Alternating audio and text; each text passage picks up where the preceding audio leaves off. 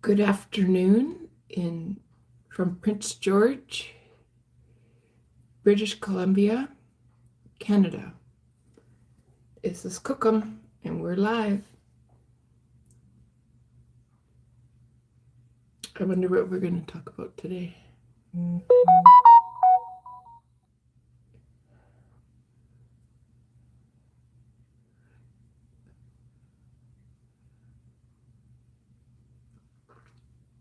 Okay.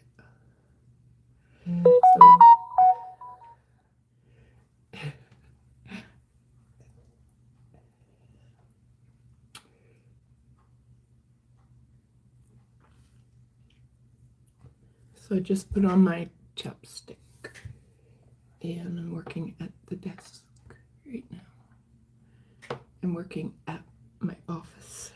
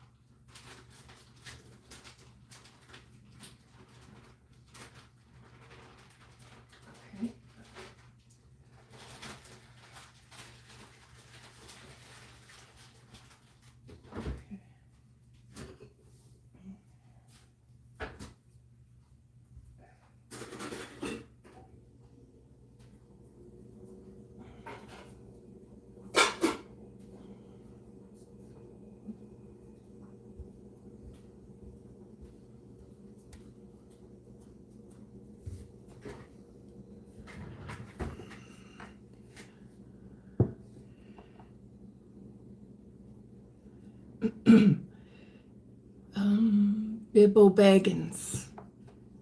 Hey, how are you? Yes, I'm good. How are you? How's Bibbo Baggins today? I'm just making some, well, I guess if I'm Granny Clampett, I'll call it vittles. I'm just making some vittles on the stove and working at my desk.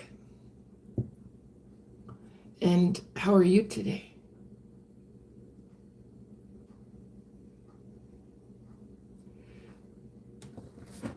I got my master key, opening doors, also locking doors.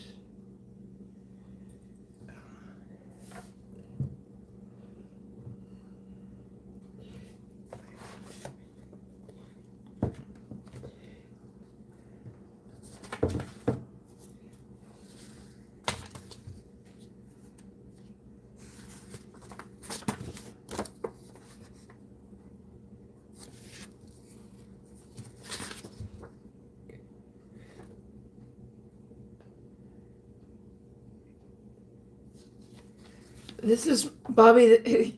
This is my master key. I'm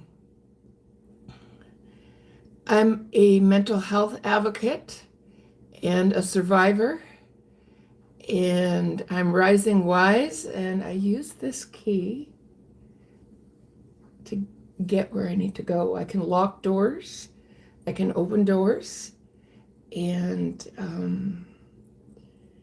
but thank you.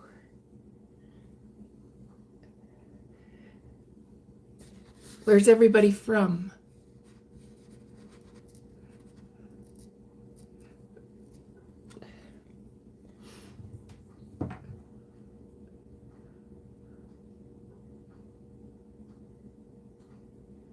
Thank you for the hearts. Thank you. I'm from Prince George, British Columbia, Canada. Where's everybody from today? I know it. You've been here lots and chatted with me lots. Why is that? Okay, so Massachusetts. Yes, yeah, that's right. Okay. Okay, just a minute. Because people that come back, I like to write them down so that I don't forget.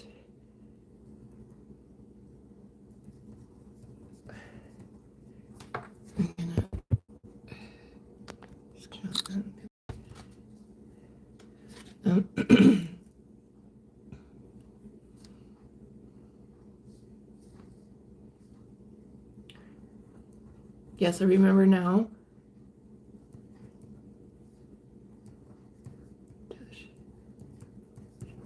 And you're from the UK. And we have Celeste. Hello, Celeste from the USA. Massachusetts. I need my other pad here. And how is Celeste today? I'm working at my office and cooking victuals.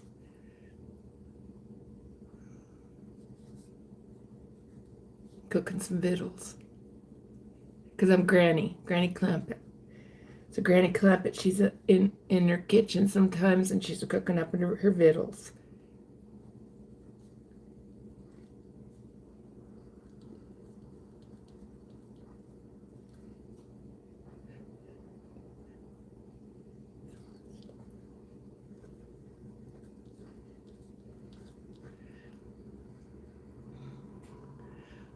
Collier County, Florida. Collier County, Florida. Oh, you haven't been feeling well, like you have a cold? Or burnt out from working too much?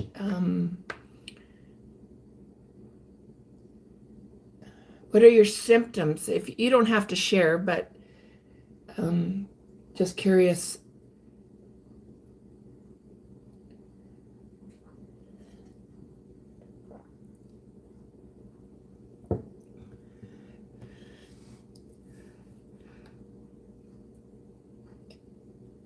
Oh, you're losing weight.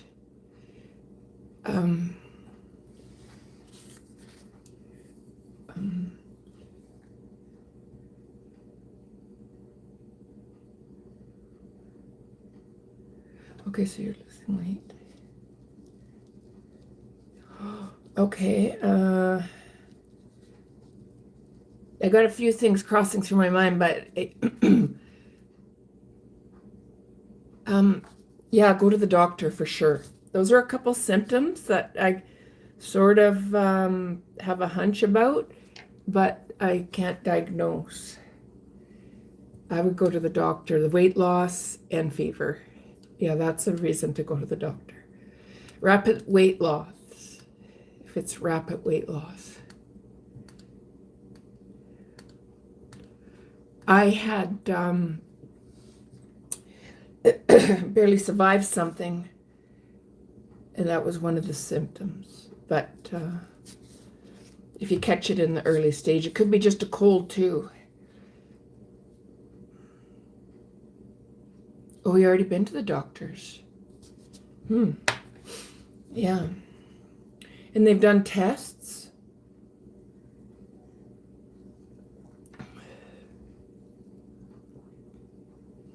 Oh, are you waiting for results to come in?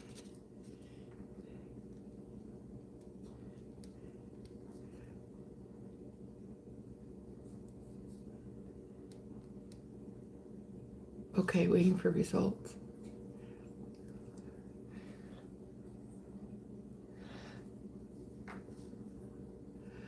I had I don't know if you can see that right here, but you can see a line that goes right from my ear down to my throat, my Adam's apple.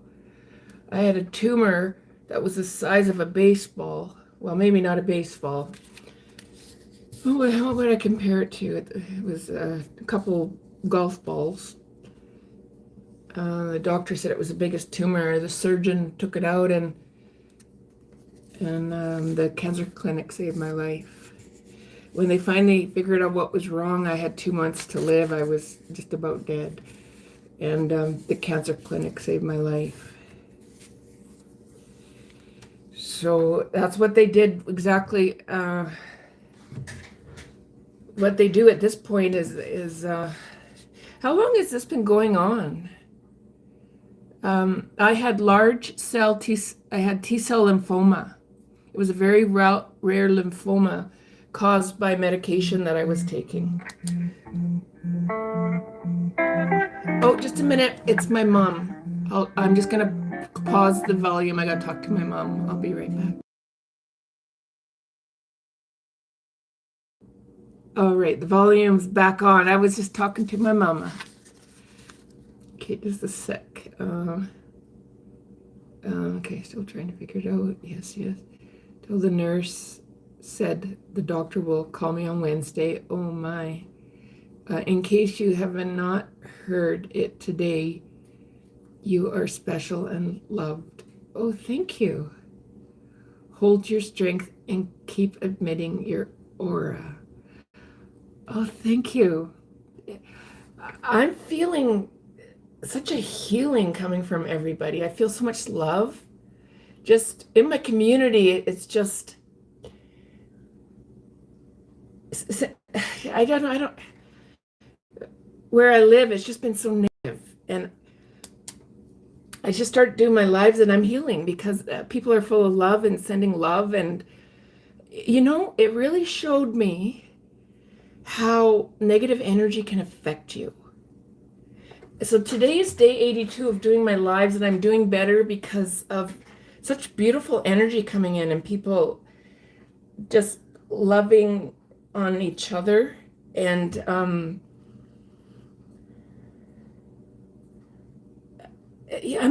I feel built up. And before my lives, I was afraid to do anything because it always felt like the carpet was being pulled out. Well, it was being pulled, everything I tried. And so I'm not going to get into it anymore. I'm going to stay very positive. The tables are definitely turning here, but I just want to thank all my viewers for helping me heal and finding a place somewhere in the world where there's positivity. Wow, that's just beautiful. Thank you so much. About 3 months. Okay, so about 3 months. Just thank you, everybody. I feel acknowledged and just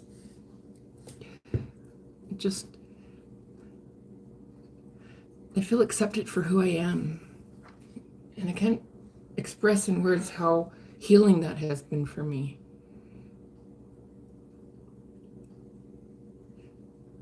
I hope I mute it because I was talking to my mom and I told my mom, hey, don't worry, Mom, it's muted, because she's talking about some of her health problems with me too, so she was phoning to update me. We talk every day at least once.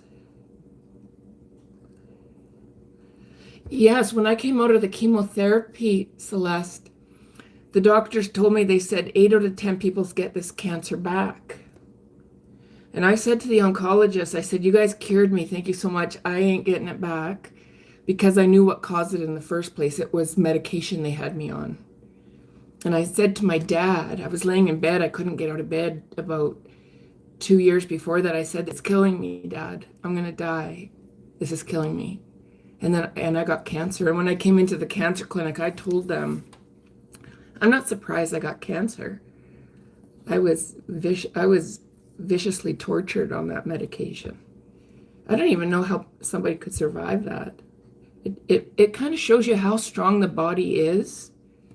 I have permanent brain damages from all that now. But it shows you that, wow, like that was hard to get through, and somehow I survived it. We call it mute the volume. Yes, I healed from that. And now I'm creating a space for me to do neuroplasticity on my brain. I'm trying to, with the damages and stuff, I'm working to just get a better grip on the things I need to balance in my life. And I'm doing pretty good at it, especially now with so much support around the world. That you're sending hugs. Okay, well, I'm sending a hug back to you. Big hug from Cookham. And Cookham is Cree for your grandmother. I also like it, though. People call me Granny Clampett, and I love Granny Clampett. It's like, she's like super cool. Someone said, hi, Sandra. That's Celeste. Oh, Celeste said, hi, Sandra.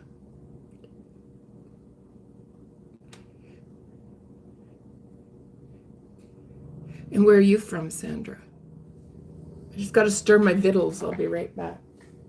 They're warming up on the stove.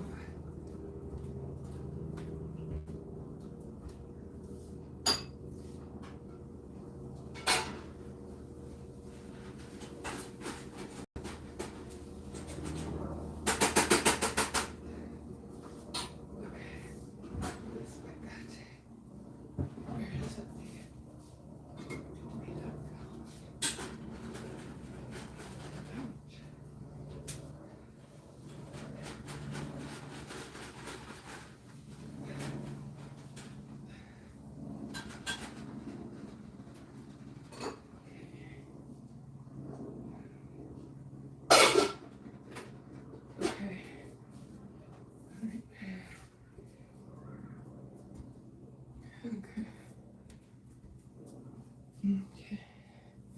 Well, I better grab something else here in a minute. Yeah.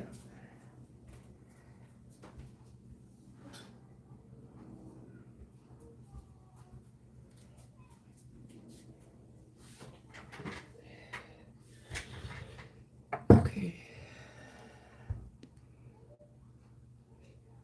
Okay, thank you, Celeste. Well, my mom is 79 this year, and she'll turn 79 in October. And she's having some health challenges. Right now with her wrist, she's got this. My mom was a really hard worker, like physically. And so she's she's still actually working, believe it or not. And the job causes, it was a really physical labor, and she has a hard time with her hand because of the job. And so she's just retiring now. She's quite a lady. I always just adored my mom all my life. I was a mama's girl.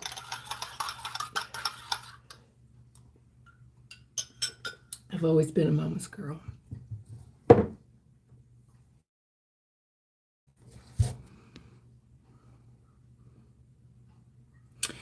Not necessarily.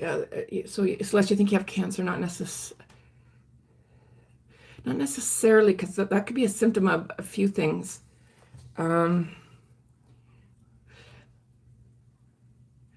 Geez, I'd love to follow you and just sort of learn a little bit about your diagnosis when they find it. You know, Celeste, there's this interesting thing about the brain, because I remember being in the surgeon's office when he was taking a sample of the tumor that was on my neck. And when he told me it was non-Hodgkin's,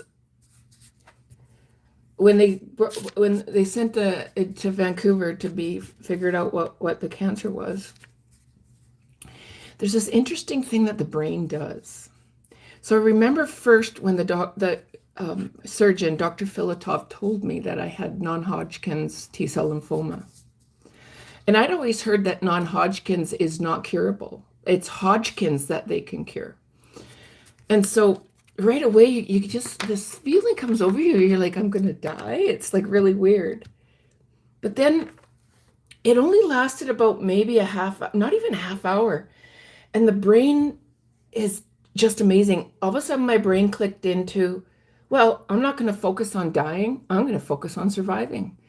And my brain literally clicked into, I'm going to survive. I'm going to survive. I'm going to survive. I'm going to survive. And so once the shock wore off, I didn't focus on the fact that I'd heard non-Hodgkin's was, you can't be cured from it. I just went into, well, I'm not gonna say, oh well, I guess I'm dying. I'm gonna survive. I'm gonna survive. I'm gonna survive. And like when I went through chemotherapy, I'd leave the chair after they'd inject this poison into me to kill the cancer. And I'd go right to the swimming pool. I'd swim every day and I would just swim and swim and swim. I, yeah. And I wasn't going to give up easy. And they said to me when I got the diagnosis, they said to me that you're not going to want to get out of bed. You're going to want to lay there. Like it's going to be really hard, but you have to try. And the doctors and the people, because I was on Facebook at the time, were surprised because I'd leave the chair where they'd inject this poison into you that it's called CHOP. It was called CHOP. And literally within hours of giving it to me, the tumor within the next day you wake up, the whole tumor had shrunk right down. And I would just get in the pool and I'd swim every day and I'd swim and I'd swim.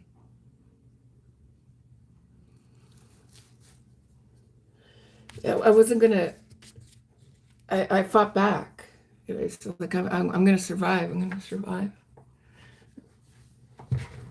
And so they told me that, 8 out of 10 people get it back. And I said, well, I know that, I know what caused it. So it's not coming back. And I was right. I'm 9 years out right now. Okay, I'm going to stop talking. Oh, I'm not going to let you die. I'm going to make you very happy. Thank you, Bobby. I'm a survivor.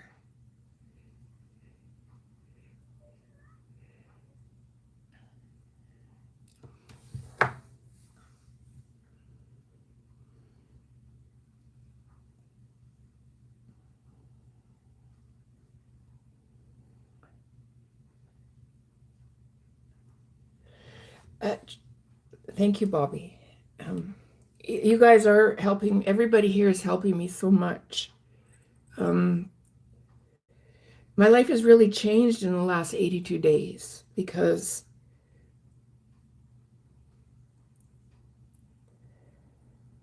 I'm a very proactive person.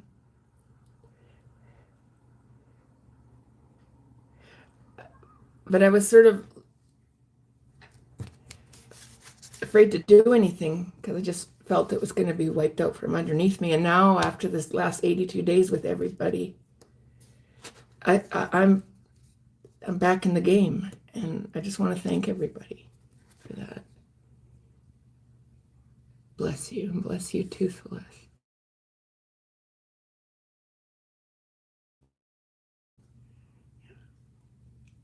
Celeste, it could be nothing that you have. Like it could be something minor. There's so many things that it could be, right? I want to share something though. What I told myself also, so when the surgeon told me it was non-Hodgkin's lymphoma, and right away I went, about a half hour after, I clicked out of the shock and went into, well, I'll tell you something else that went through my mind. It's like, we're all going to die. We all are born and we're all going to die.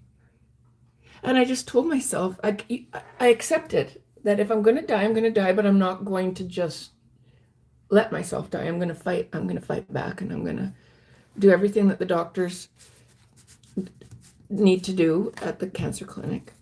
And I did that. We all cooperated really well, and we got it done. The surgeon said I could, not the surgeon, the oncologist said I could have done better. So one part of life is normalizing I have a keen understanding of normalizing death. Like I'm not afraid of it. I don't want to die, but I always say I'm going to live, I'm going to survive, I'm going to stay in survival mode. Um, though when the time comes, because we all go there, you know, sometime eventually, um, that's also a beautiful thing. I'm going to stay alive as long as I can because I love being alive. Though when the time comes, we're going on to something different. Just this part of the journey is over. There's actually no real end. It's just we become something different at that point. So there's actually videos on that calling normalizing death. And as much as it's normal to be born, it's also normal to die. And so that's one of the things when I found out what my diagnosis was, is I just said, if this is my time, I accept it. But I ain't going down without trying my best to stay here because I would like to be here for a while. I got my children and now I got my grandbabies and my grandbaby.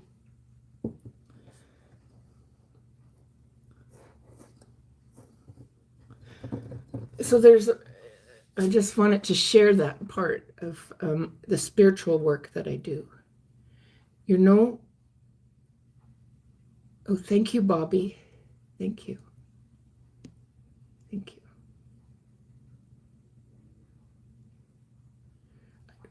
Okay, so you don't mean any respect. I feel the best course of action in your case is to firstly consult a doctor. She is Celeste. I don't mean any. She's already talked to a doctor. Yeah, and that's why I'm not giving a diagnosis. I'm just yeah. I'm trying to be careful here. Am I going too far? I feel the best course of action in your case is to firstly consult the doctor, but mostly win the head battle. Yes, that's what I was just talking about, is how right away I just remember Dr. Filatov saying you have non-Hodgkin's, and all I could hear was the non-Hodgkin's. But then all of a sudden, your brain, because our brains are amazing. They're there and they want us to survive and they want us to survive. Yeah. So the battle is in your head. That is so well said.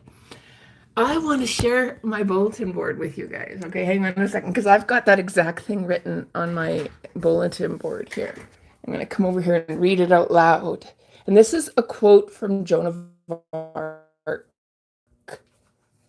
Okay, right here. I'm going to switch it over. All battles are first won or lost in the mind. Joan of Arc. So I have it here on my bulletin boards. So I've got these big bulletin boards in my hallway where I mark things down. And Joan of Arc is one of my heroes. I feel that Joan of Arc and I have similar stories. Our stories are somewhat the same. So what you just, that is actually a quote that I have on my bulletin board there. And so Celeste, I'll tell you something. This is the hardest part. I found the hardest part was because it was November 11th, so Remembrance Day of 2016, and I was sitting at the computer and I was just scrolling, and all of a sudden my hand came down and I felt this big lump. And so when I found this huge lump on my neck. I went to emerge the next day, and the emergency doctor said that was the biggest lump he had ever seen on somebody's. He'd never seen a tumor that big, and it just came that fast.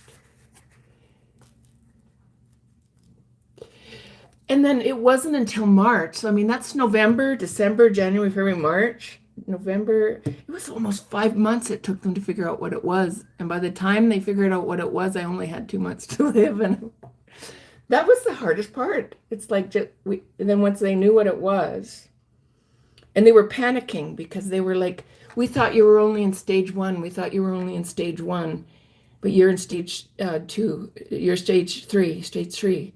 So they were panicking. And I said, well, let's just get on it. Let's give her. And that was the hardest part, is I wanted to know what it was. What is it? And what are we going to do? And then once I knew what it was and what we were going to do, well, then it was just, all right, let's get on it. Whatever will be, will be. But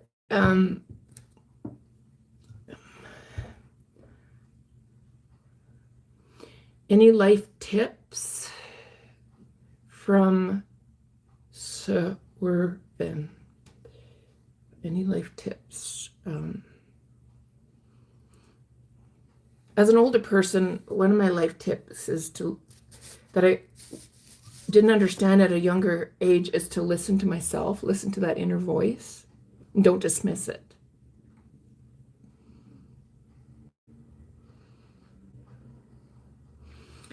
And to be yourself. I wore a mask a lot when I was younger, trying to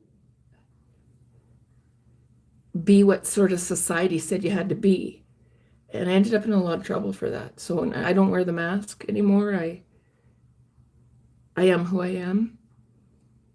And I like who I am. And that's what I want to be. And another one I like is slowly is the fastest way to get where you're going. And it's more important to do the right things than to do a whole bunch of things. So with the brain injuries that I'm left with and the decline I had due to not protecting my environment properly, my advice what I want to share, what worked for me, is just getting down the basics: sleeping the right amount, eating the right foods, exercise every day, connecting with beautiful energies that lift you up. Energy is so important. Connect with energies that surround you with love and acceptance, and you stay away from jealousies and anger and small ways of thinking that that's my tips. Those are my tips. Those are the things that I've learned. So as an older person, Granny Clampett sitting here, you know that song, I wish that I knew what I know now when I was younger. I wish that I knew what I know now when I was stronger.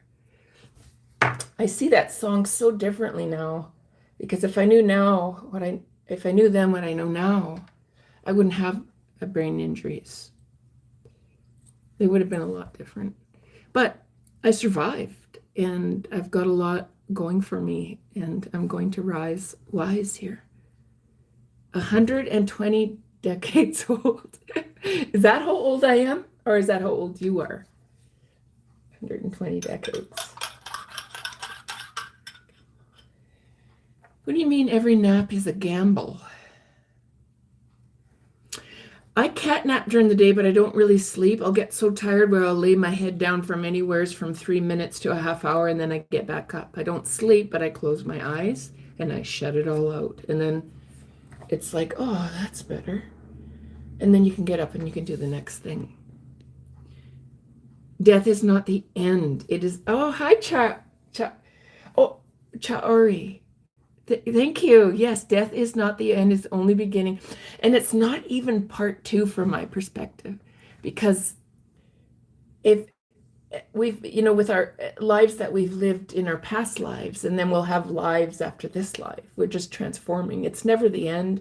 It's never the beginning. And so, and that's why when the doctor said you have non-Hodgkin's, and non-Hodgkin's is usually not curable, I just went into acceptance mode and just went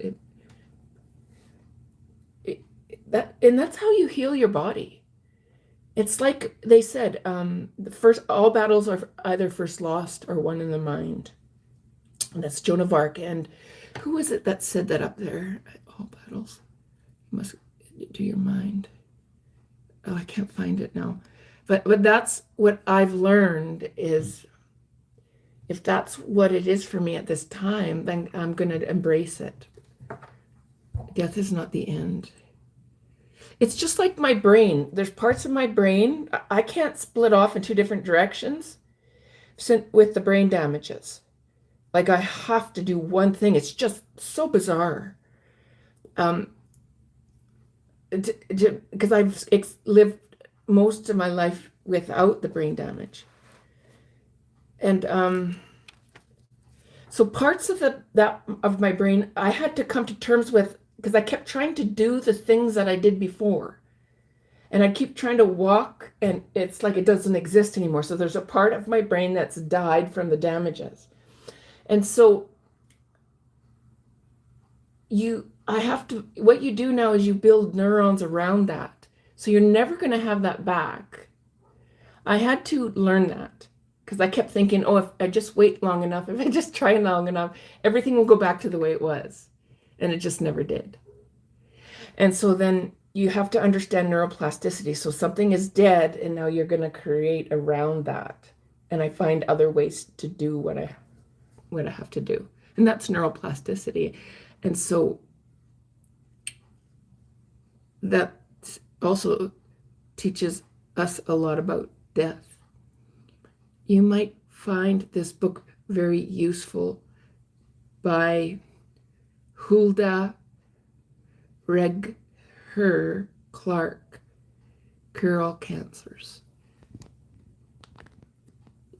Just a minute. I'll be right back. Just a sec.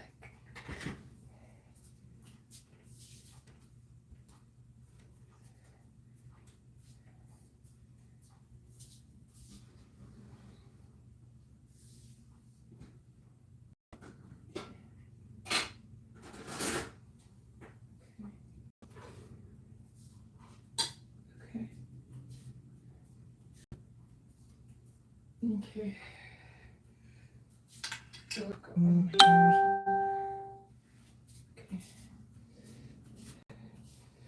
I'm just getting my vittles. Okay, I screenshotted that, the cure of all cancers. Oh, thank you, Ed. Thank you. That's very nice.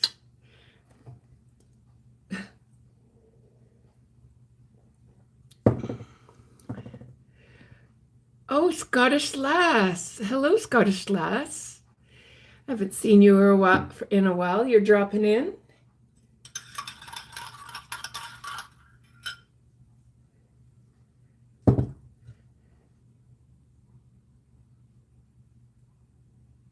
Yes, the deja vu. I get that. I'm getting that lots lately, the deja vu.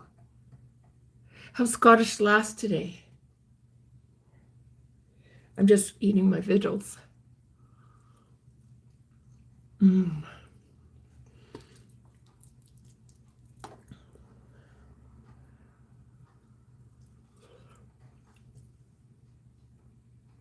Mm-hmm. Yeah. The time difference. Yeah. Yeah. How are things with Scottish Lass?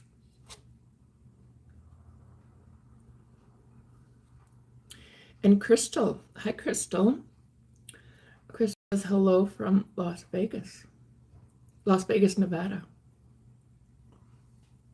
Well, that's cool.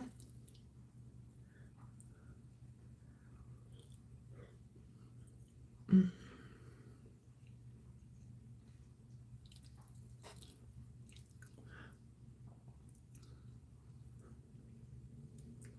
I'm in Prince George, British Columbia, Canada, Crystal.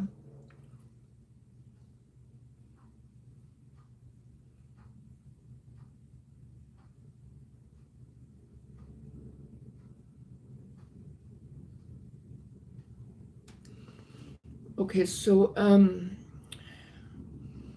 Tibet lightning bird shaman. A new scientific theory is that we live in quantum reality. When we die, we might continue as if we survived. The theory is that you stay in a realistic life-like state even though your body died. So that the people that have died are actually with us.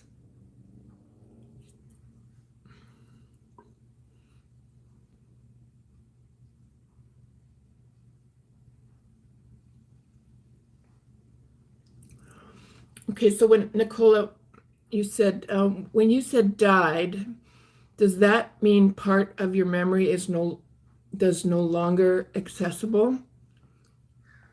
Or does it mean that a certain way of thinking does not function as it once did?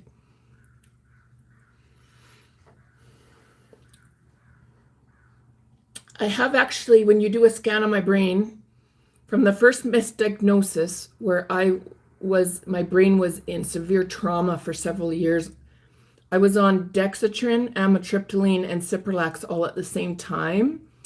I had blue lips. I had chronic low oxygen levels to my brain. I actually have white matter brain damage. So on the scan, I've got my medical document here with the scan that shows the white matter brain damage. So that part of my brain is damaged. So yes, it's dead. It doesn't exist anymore. There's something. But there's also something that, now with my memory, there's two things happening with my memory. Now, when I finally got off of all that medication that had my brain, the 3 meds there that had my brain in a severe state of trauma with low oxygen levels for 4 to 5 years, I have memory loss. So when I was driving, not when I was driving school bus, but after when I started, and not even when I was driving Greyhound. It started when I was driving gravel waste management and Greyhound, and then I drove for Overland, general freight and dangerous goods. And those were the times when I was on these horrible medications that I was in a severe state of trauma. And I had never hallucinated in my life, and on these medications I was hallucinating, and my brain was in a really bad way. And because of the trauma my brain was in, I have a lot of memory loss from that time frame, that people could say you did this or that and I won't recall doing it because my brain was that traumatized on these drugs.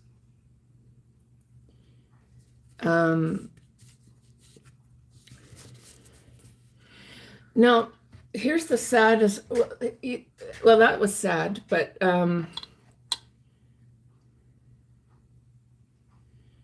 something just came into my mind while I'm telling the story. I may not be where I want to be right now, but at least I'm not where I was. Okay, and then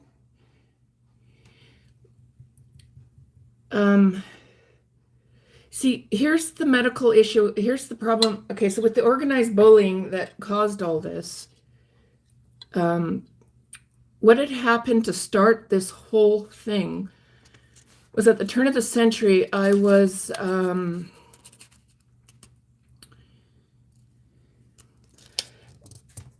living on my own, and there was this gentleman named Kelly who had met me at the library with my daughter. And I remember, like he said to me, I saw your blue eyes and I couldn't forget you, he said. And for a month after, he kept going back to the library and he kept trying to find me. And so, because I told him I went there all the time with my daughter. And then he was at this fair with his kids and he saw me and my daughter there and he come up to me and he told me he had been trying to find me. And I guess he fell in love with me. And so we started dating and we lived together for 9.5 years. But this is where the bullying started. His ex-wife didn't like me. And yeah, it got really vicious. I was really scared of her. And I didn't realize that she was interconnected with organized bullying. Like if you don't do what she says, it's not just her, they send everybody after you. And I don't conform very well. It's just like, so it's like, I was supposed to conform. And I wouldn't. I knew my rights. I know everybody's rights. And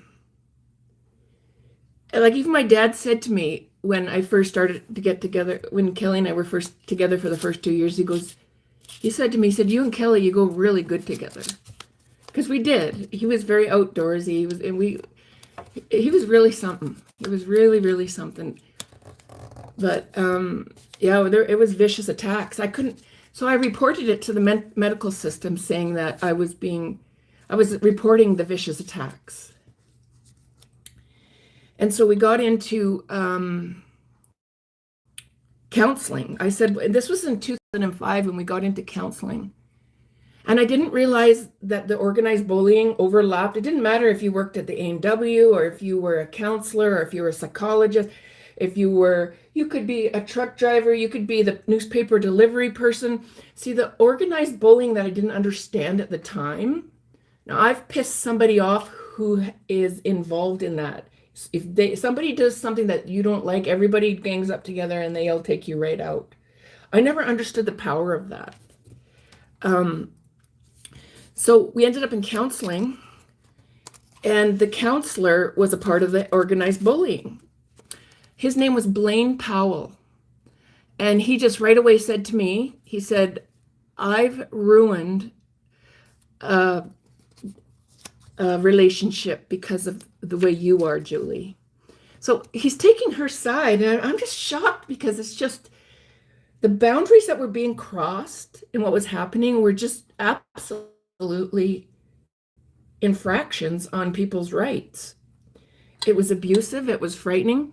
And so the caregiver, not the caregiver, Blaine Powell, he said, oh, you have bipolar like I do, and you're messing this up because you have bipolar. And I was just like, huh? No, I've been with the medical system for a long time, and because of my learning challenges with autism and dyslexia, and that's never been my diagnosis. So I couldn't understand. And now he's handing her out. He's diagnosing me, and he's a counselor. He's not a psychologist. And he's handing her pamphlets out on schizophrenia. And I didn't know this until I got my files years and years later. And so I was really baffled and confused because I went for help. I was reporting the abuse. I was reporting the bullying, and the system empowered it, and it was a part of it, and I knew it. So anyways, that's the first part of how that all started. Now, let's skip ahead 4 years about. It was about 4 years. She's still terrorizing me. She does not want me there.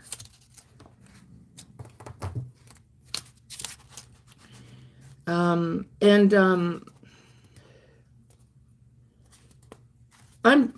breaking down. I'm really getting tired.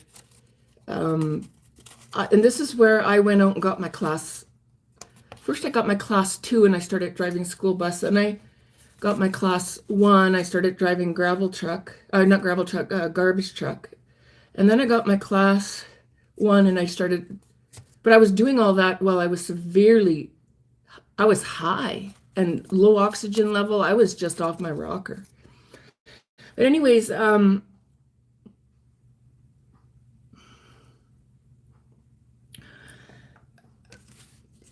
was really sick, and I remember trying to get my class 1, and it was so abusive at home.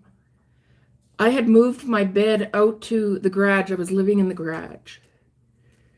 And I would go out to the Indian Reserve out in North Nechako where we live, and I would pretend, I'd take my 1992 Chevy Cavalier, and I'd pretend I was driving this large highway truck. So the Métis Association is training me. I've been sponsored by the Métis Association to get my class 1. I'm not having a problem driving the truck. Like, I can drive it, take corners. I'm doing really good, but I'm struggling with shifting. So I take my little car out to the Indian Reserve. I just leave my home because I couldn't study at home or anything. I was just trying to find a way out. And I'd pretend I drive up and down because my instructor said just go 1,000, 2, 1,000 shift. 1,000, 2, 1,000 shift. So I remember driving up and down. I just almost even want to cry when I talk about this. It was just such a horrible time. But anyways,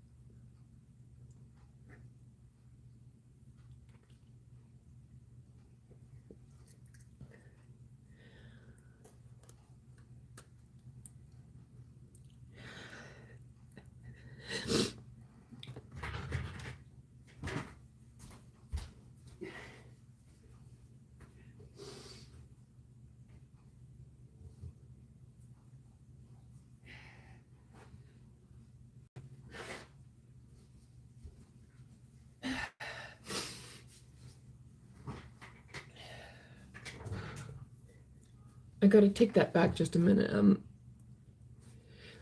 At this time, I was on the really bad drugs. I kind of missed a part that's really important here. So by this time, it's 4 years after I was in the counseling.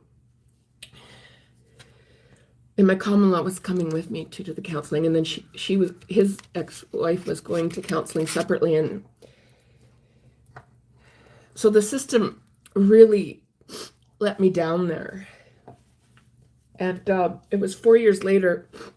I was just so beaten down. I went in to see Dr. Brenda Griffith. She's a psychiatrist. And I was just broken. And I was sitting beside Kelly. And I remember Dr. Griffith saying, "You look exhausted. You just look broken." And she said to me, "I think we should try you on some Dexatrin." Because she could see I could barely do anything. Like, the abuse was just breaking me.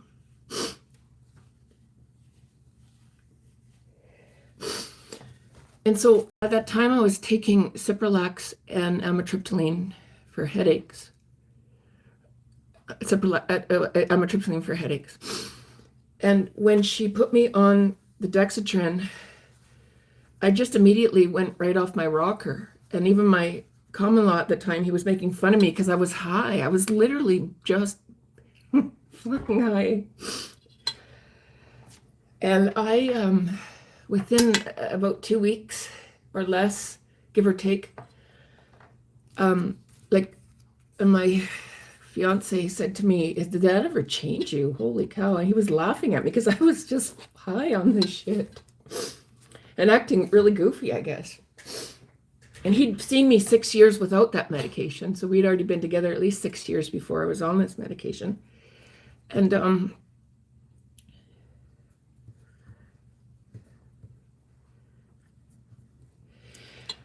And so I, when he was laughing at me, I remember I threw a portion of it. I went back to Dr. Griffith and I gave her the medication and said, I'm not taking this. My fiance's making fun of me. And yeah, I'm talking 100 miles an hour and I'm just freaking high. And then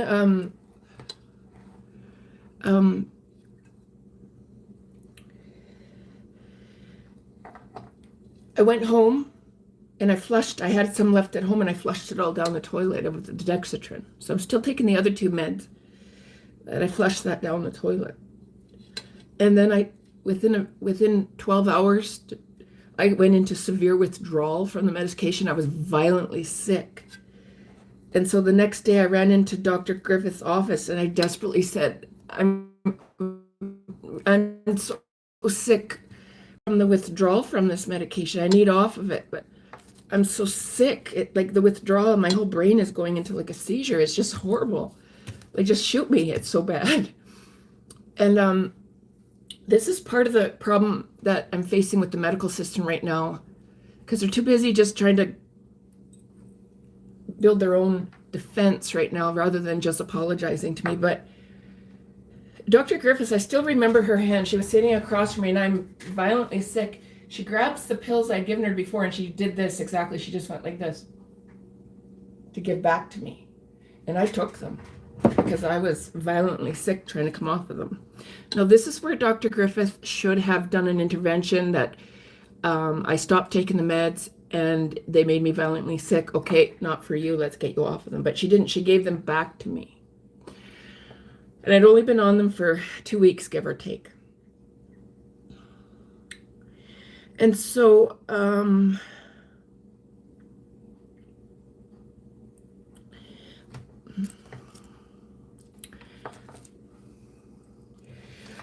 when our appointment was over, I darted out to I had the pills in my hand and I darted out to the receptionist desk where there's a water cooler. And I was just like a drug addict, and I've never done drugs in my life. Like I had smoked pot a few times and been drunk a few times. I just wasn't a big drinker. I didn't smoke pot. I've always never done that. I never even drank coffee when I was younger. And I opened up that bottle of Dexatrin. I took out a dose and I put it in my mouth and I just went boom and I slammed it back. The receptionist saw me do that. And she reported me to Dr. Griffith, or probably even more than Dr. Griffith. So, but now within 20 minutes, the horrible withdrawal wore off and I'm back high again. But being high felt better than the withdrawal. So it was mental health's job at that point to do an intervention on me right then and say, okay, wrong medication. Whoops, we made a mistake. Let's get you off of that. But there was no intervention. So I come back, could have been a week later or so, and I'm fine. I'm walking in the office. Well, now I'm high and I'm fine. You know what the very first thing Dr. Griffith did? I sat down, closed the door, and the first thing she gave me shit. She said, did you walk out to the receptionist desk by the water cooler and slam a dose of that medication I gave back to you? And I said to her just like this. I said, yes. I said, I was trying to get off of it and it was making me really sick. She never did an intervention, nothing. And I ended up addicted on that medication for 4 or 5 years. And now I'm also on 2 other medications. My daughter came up to me one time and she says, Mom, why are your lips so blue? I was in a severe state of trauma. It caused white matter brain damage. And now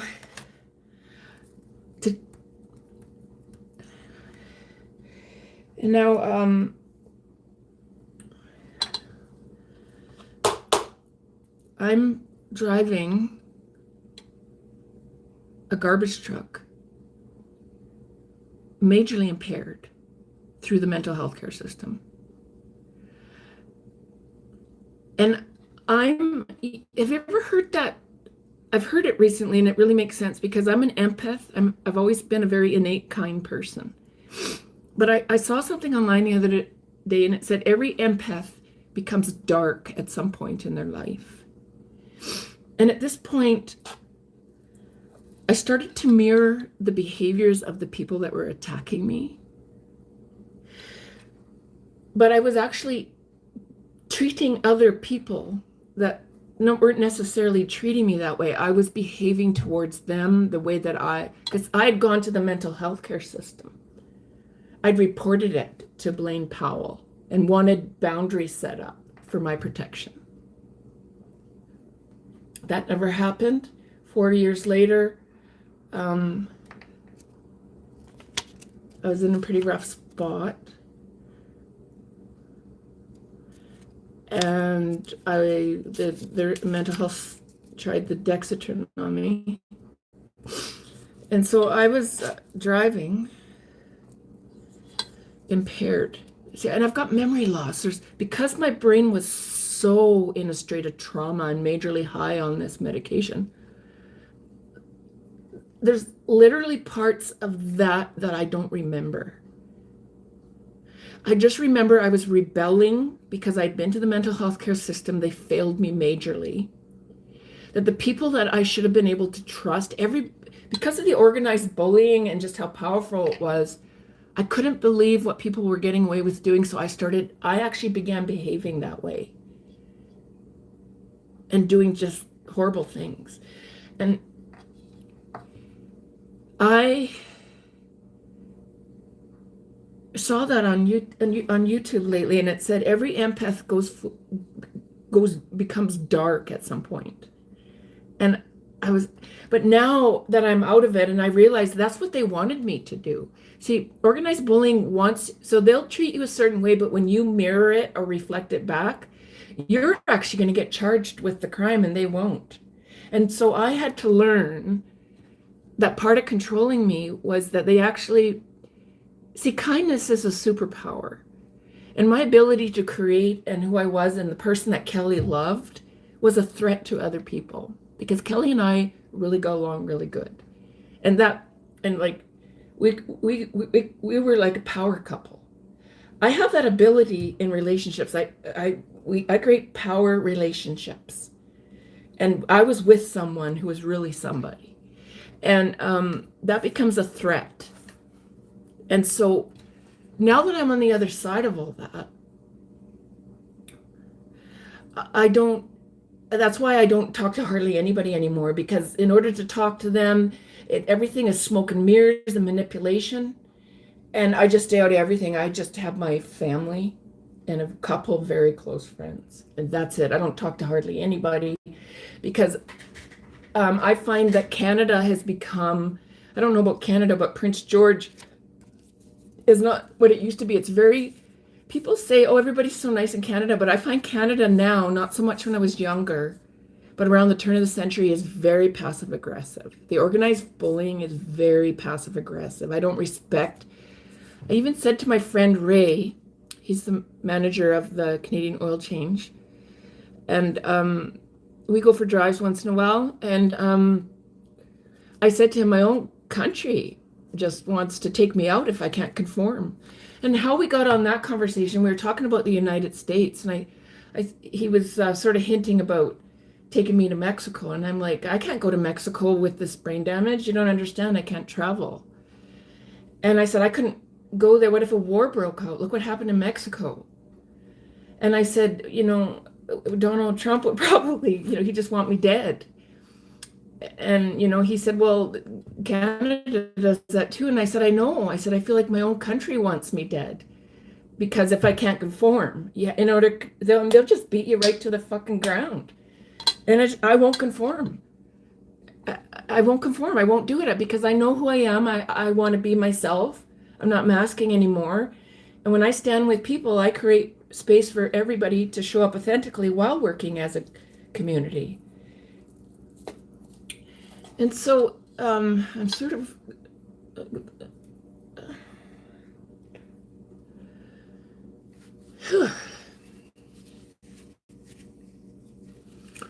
so happened with the first brain damage. So I got brain damage from the first dose of medication they gave me. But now here's the problem. Here's what this is what really is scary about the organized bullying is now Dr. Griffith should have done an intervention. I guess it would have been 2006, 2007, probably 2007 when as soon as they put me on it and it didn't work, they should have, and once they identified I was having a hard time coming off of it, they should have done an intervention right then. But they didn't do an intervention right then. They waited till 2012, which is like, it was between 4 to 6 years later, and my memory's really messed up. And they jumped me and they just started calling me psychotic. And I'm like, well, yeah, this medication you got me on, this medication that you got me on, it's causing me to hallucinate. I've never hallucinated in my life.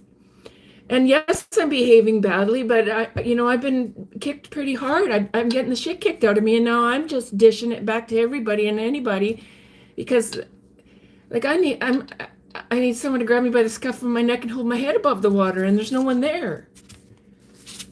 So yeah, and here's for the mental health, my mental medical team that's watching right now, because this is what this is all about. Is I want to tell you, when you guys did the intervention on me in 2012, because everybody's saying, oh, she's psychotic and she's this. Yeah, it was the medication I was on. And I had white matter brain damage at this time now because of it. When I was driving for overland, general freight, and dangerous goods, and I was off my rocker on this medication and also behaving very badly because I was mirroring the behavior that was relentlessly I was subjected to. My manager, Dan, I was begging him, please let me come to Vancouver and stay with you for 2 weeks. I need off this medication. I was afraid of the mental health care system because of what the counseling went with Blaine. And see, now I can't remember his last name, Blaine Powell. And then their solution was to give her some speed to help with run away from the bullies in 2007. So I was afraid of the mental health care system. I didn't trust it anymore.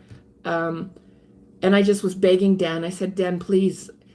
And then I was so sick on this medication. This is just in the year before they jumped me and put me in it was what do you call it? We call it the third floor here, but it's the mental floor. There's an actual name for that. I can't remember. And I needed to go there. Like, I needed help off of this. Yeah. And I was actually, but before they even jumped me, I was saying to Dan, please help me. I need off this medication. And he wouldn't help me. And then he was my boss. And so anyways, it was in January of 2012. And I was supposed to I had my truck. So I just always took my truck home with me. Then I go down to Overland, I grab my truck, and then I'd be off to Vancouver. I'd be off to wherever. And but this one morning I woke up and my brain just couldn't take it anymore. And I remember I started walking in circles.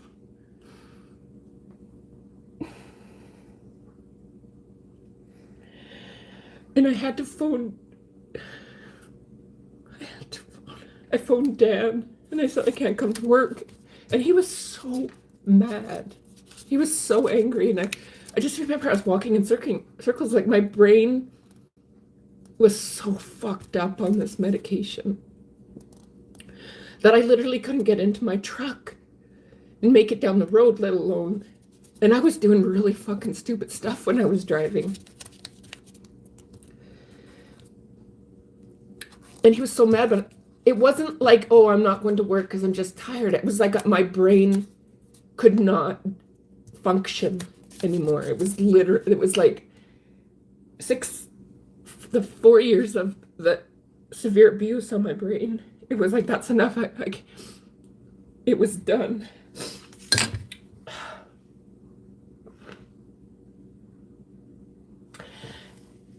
Now, still, they haven't jumped me at this part. But now I'm on, what do you call it? EI. And I'm living in this house and I'm knowing that, okay, the checks and everything are going to start to stop. And I have serious problems with my brain. I need off this medication. I have serious problems with my brain. And I just remember laying in bed thinking, what's going to happen next? What's going to happen next? Because Kelly had left, and his last words to me were, we're both leaders. It's not going to work. Plus, also, he was operating an illegal shop. And if he didn't get me to conform and behave a certain way, then he wouldn't get the support he got in the community. So we left. And so I'd been on my own for several months. And so now I'm not working, and it's not like, oh, give me a few days, Dan, and I'll be back to work. No, like my brain was fucked. I cannot come to work. Like it's not, something's fucking wrong here. Now here's the crazy part. Here's the even crazier part. Now I'm laying in bed and I'm wondering, what's going to happen now? What's going to happen now? Because I can't work. I can't work. I can't work. My brain's fucked. My brain's fucked. And you know, life is weird, but I was trying to mow the lawn outside because I've been working so much. No, I hadn't been working at this time, but it was summer and the lawn needed to be mowed and I couldn't get the lawn mowing. So I knew this guy that lived across the street. His name was Ray. And so I said, Ray, I can't get my lawnmower working. Can you please come and help me? And so Ray came over and I said, you know, I don't know how much longer I can be here because like my EI is going to run out. Well, no, that wasn't it. It was like my EI wasn't enough to cover the rent of the house I was living in. So I had a year on the EI, but so it was coming from January to June. It was just around June, and I was like, okay. And so I was even living in the house where I hadn't paid the rent, but Aggie, she owned the house. She was really good to me. But just I did pay her off completely. But anyways, so Ray comes over and it's just weird, but I said, I need like a trailer or something I can live in. I need something like a mobile home or something I could live in on a little, on a little campground or something that I could afford. And he goes, oh, I know somebody that has a trailer for sale. And this is how I met my ex, who that I was with for 4 years. And so I go out there and I see the trailer and I'm going to buy this trailer, little trailer. It was a homemade trailer that I was planning on moving on this little campground on Prince George. And so, well, Tom, who was living out there at the time, he just fell in love with me right away. And he kept saying to me, you know, I'm still on these drugs and I'm fucked up bad, but I'm not working and I'm trying to figure out where I'm going to live. And Tom and I,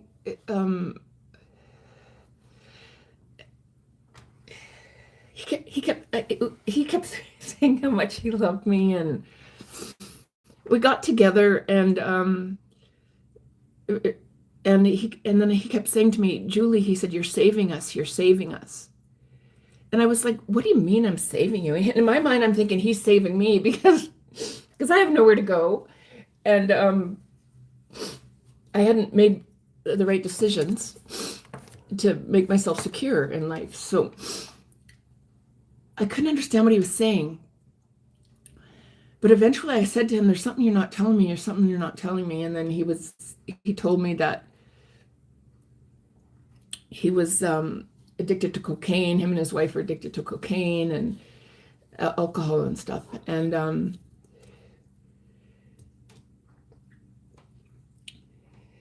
he said to me, he goes, my family's scared of you because and his family kept telling him, stay away from her, she's horrible, and he's like, you're just so sweet and beautiful. He goes, why is everybody calling you so horrible? And so we moved out to the farmhouse where he was there, and then these people that were attacking me started attacking him, and even his family were attacking him, saying, "Get away from her, get away from her."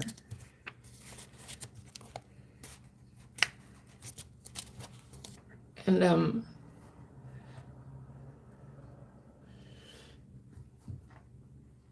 I was terrified. I was absolutely terrified.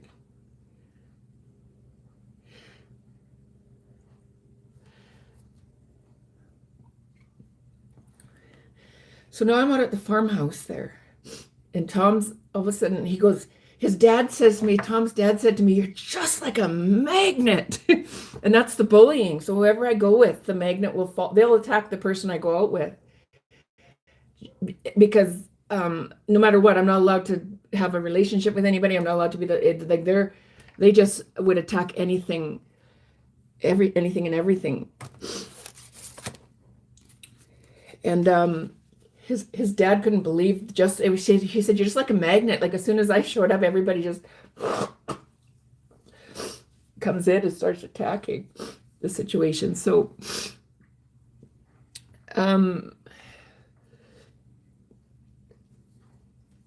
see, this is sort of where now I'm still high, but Tom is saying to me, "I can't believe how good you are with my kids. I want you to raise my kids. I want you to raise my kids," because I was so good with the kids, right? And I'm doing this while I'm high. And he kept saying to me, "Julie, you're saving me. You're saving me." He would say, "These people are afraid of you. They're afraid of you." And so I remember his friend Bob says to me, he goes, his family is phoning up going, "Oh, he's with Julie and we have to get him away. Like Tom's losing weight and she's controlling him." And I remember Bob laughing because Bob liked me. And Bob kept thinking, well, because Tom was chubby, and he goes, "Well, isn't it a good thing that he's losing weight?" I still remember Bob saying that. He goes, "I can understand why everybody's so concerned about you." And so the family, I was out at the farm with the kids, and Tom, he's wanting me to raise the kids, and the family's attacking. They're sending this biker guy, Bill, after me. And he's attacking Tom. And I remember Tom picking up the phone and Bill screaming, "Get away from her! Get away from her! You don't know what she is!" And I was just terrified. I was terrified. And so I went into a women's shelter then. I was like, "Tom, if you can't stand up for me, you think I'm so great, but yet you're letting these people attack me. And now you're attacking me because they're attacking you. I'm out of here." So I stayed in the women's shelter for a month, and I said, "I ain't coming out." So finally, Tom went over to Bill, and I said to Tom, "I'm not coming out. I have nowhere to go." And I said, "You think I'm so great with your kids and I'm so wonderful, but you're letting these people attack me." And so he went to the biker, because I wouldn't come out of the women's shelter. He went to the biker and he told the biker to leave us alone. And the biker left us alone after that. And the family wouldn't talk to me for about a year. About a year after, the family started talking to me. So Tom and I, we got a rent-to-own trailer. And before this happened, they were saying I was doing crystal meth, and I've never done drugs in my life. So the family's sending social services after me. Now here I'm actually on drugs and high from the mental health care field, but yet I'm doing a better job of raising the kids while high. And the school's phoning and they're going, "Wow, is Cassie ever happy?" Like they couldn't believe. And Tom's boss is going, "Wow, are you ever doing better? Now that don't ever let go of that girl, whatever you do, because what a difference in you." The school's phoning. They're saying that Cassie's never been happier. She's doing much better in school. And all of a sudden, the kids are in these programs, and I'm just changing everybody's life. But they send social services after me. And I remember I was just terrified. This is before we got a rent-our-own trailer, and I remember the family is just attacking, saying how horrible I am. So Tom's at work, and I'm arranging all my antiques and everything that I had, and a knock comes to the door, and I go downstairs, and I open the door, and they said, "We're social services. We've had a complaint that you're doing crystal meth here." And I was just shaking. I was so scared, and I just remember I just fell right to the floor. Not to the floor, but I sat on the stairs, and I'm just shaking, and I said, "Come in, come in." And I'm just shaking because it was just nonstop attacks on me. And so I said, "Come on in." And I give them a tour of the whole place. I explained to them the drugs I was on from the medical system. They gave me a tour around. I gave them a tour around from the whole place. Yeah, I've never done drugs. The only drugs I was on was from the medical system. And everybody's going, "Oh, she's doing crystal meth." And it was actually Tom that was doing the drugs, not me. So they still no, social services then said, they go, "Well, we want to talk to the kids," because it was Tom's niece that sent social services after us, saying that she's scared for the kids' safety. So social service says, "We want to talk to the kids alone." And so about a week goes later, we don't even let the kids know that social services is coming. Social services, we're home, we're in the house, but the kids are out jumping on the trampoline, and social services spends half hour, an hour with the kids. And then they come back with the report later saying they had there was no findings that there was crystal meth being done in the house, and that the reports from the children were that they absolutely loved Julie. And so now you'd think that would be enough. Okay. But no, now they send the biker after, "Oh, we want you to prove that you're not doing drugs." So I've got all these documents. I've got the document from social services saying that there was no crystal meth, and that the kids loved Julie and really liked her, and that they weren't a threat. So that attack didn't work.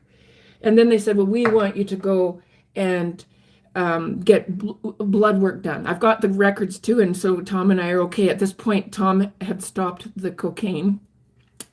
And so we go in and get our blood tests done, and they think, "Oh, we got her now." And it's clean. Both of us. And still they wouldn't stop attacking me. It wasn't until about a year later when the school was calling. No, but okay, so now just let me stop for a minute. Okay, so now it's still, I'm back in, and right about this time,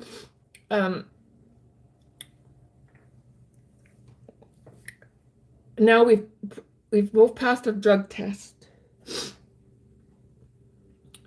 and I've passed social services, and with all their lies and bullshit that they're throwing at me. And now we move in together, and still the family doesn't want anything to do with me until about a year. Well, as we were moving in just before that, that's when the medical system jumped me. So they had the medical system jump me, and I'm just like, well, it's about time. I'm actually cooperating, going, "Yes, you need to get me off this drug." I'm not realizing it's the combination of drugs I'm on, but I need help getting off of this. So I was like, "Yeah, put me in the hospital, get me off of this."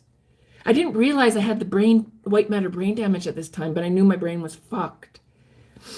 And they put me in the hospital. But now, instead of just going, "Oh, we put her on a bad drug, let's get her off of it," and now, "Oh, she's got white matter brain damage from it, let's see what medication we can give her to help her with the brain damage." No, they didn't do that. That now they threw me the other way and goes, "Oh, she's just completely psychotic." And no, you made me psychotic on that medication. I'd never hallucinated in my life, ever. And I'd never had a diagnosis of that ever. But they wouldn't listen to me. And even when I went into the hospital and explained that there was that biker after me, the social worker knew I wasn't crazy. She knew that. And I kept saying the biker was attacking us. And they were thinking, "Oh, she's hallucinating. There's a biker after us." Well, Tom comes into the hospital. He goes, "Well, yeah, there was a biker. She went to a shelter and lived in a shelter until I stood up for her." And I remember the social worker when we were in the hospital, and I was wanting the help to get off of this drug, not realizing that I also needed now to be treated for the brain injury. I knew my brain was fucked, but I didn't realize that would actually show up, the brain damage would actually show up on the scan. But the social worker, when I was in with her, her name was Christine, and she said, "Julie, you can't come onto the psych ward."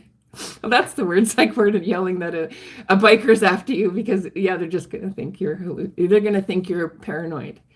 And so she was like, you can't say that. I said, but then she goes, yeah, and your common law backed you right up. That was exactly what was happening. But even with that, here I was the one that got him off of drugs. I'm the one that got him off of drugs, and they're saying, "Oh, what a nice job you're doing, Tom, taking care of this very mentally sick person." Well, yes, I'm mentally sick with a major brain injury now, but now here's where everything kind of unfolds. Where um, now I they've put me on this horrible medication for psychosis, and I'm saying, "Stop, stop! I can't get out of bed. I can't move." And the nurse Carrie goes, you just don't know what it feels like to be normal. So we've made you normal on this medication. So now I can barely move. They have put me into a severe induced depression instead of just taking me off of that medication and then managing the brain injury. So now I'm laying in bed. Tom's going to work every day and he wants to be involved in the union, and I'm a leader. And like even he said to me, like, these drug dealers are scared of you. I said, yeah, because I get results. I get the kids going in the right direction. I do this. Like, yeah, these people don't want you with me because you're going to do better at your job. The kids are going to get, I mean, I had the kids where none of the kids had graduated. And none of the kids would stay in cadets, which their family loved cadets. I didn't pick cadets, they did. I was getting the kids to cadets. I was getting them through school, and Johnny got a car and he got a job, and none of because of the addiction in their family, nobody was graduating, nobody was staying in school, and I was doing all this while I was violently sick on the second misdiagnosis. Now, about a year later, the family did start talking to me but even though I was violently sick, Tom was always going to Money Mart, and I got him out of debt by managing the funds because I taught him how not to spend money that you don't have. And so now all of a sudden all the bills are being paid, and the school's phoning and they're saying, we've never seen Cassie so happy. She's doing better in school. And now Johnny, he was the first kid to ever graduate. I got him to graduate. I'd get up and take him for interviews at Brink, got him a job. And then I got him an account. He was saving money, and then he bought a car. Like, I was just doing all these things. And all of a sudden the family started to warm up to me. And then I remember the one day Tom came home from work and he said, my boss said to me, whatever you do, don't get rid of that girl, because what a difference in you. So now now we're friends and they're coming over. But I did that all violently sick. And while I was doing all this, I could barely get out of bed. I was stuck in bed for about 4 years on this medication, but I'd find a way to get out of bed, to get the kids to their programs, to get Johnny to work, 6 o'clock in the morning, and I would just, to get him the job, to get him the interviews. He got involved in road runners and everything. I'd get him to get the things he needed to get a job. And then because Tom had, I think he had some, I guess I would call it bipolar. I don't use mental health labels to throw mud or as weapons against people, but in the spring, he'd sort of go off the rails a little bit. And so on the 4th year, he really went off the rails, got him back into drugs, and threw me and the kids right under the bus. And now his kids live on the streets. They've lost all their teeth from drugs. When I see Johnny, and they're just hardly recognizable. It's just crazy. But so now here's how I end up getting cancer. Now, this is what I want to say to the medical system that's listening to me right now, that's on the other end and you're looking in. Because we're trying to work some things out right now. And I want you to really hear this last part that I'm saying. So now,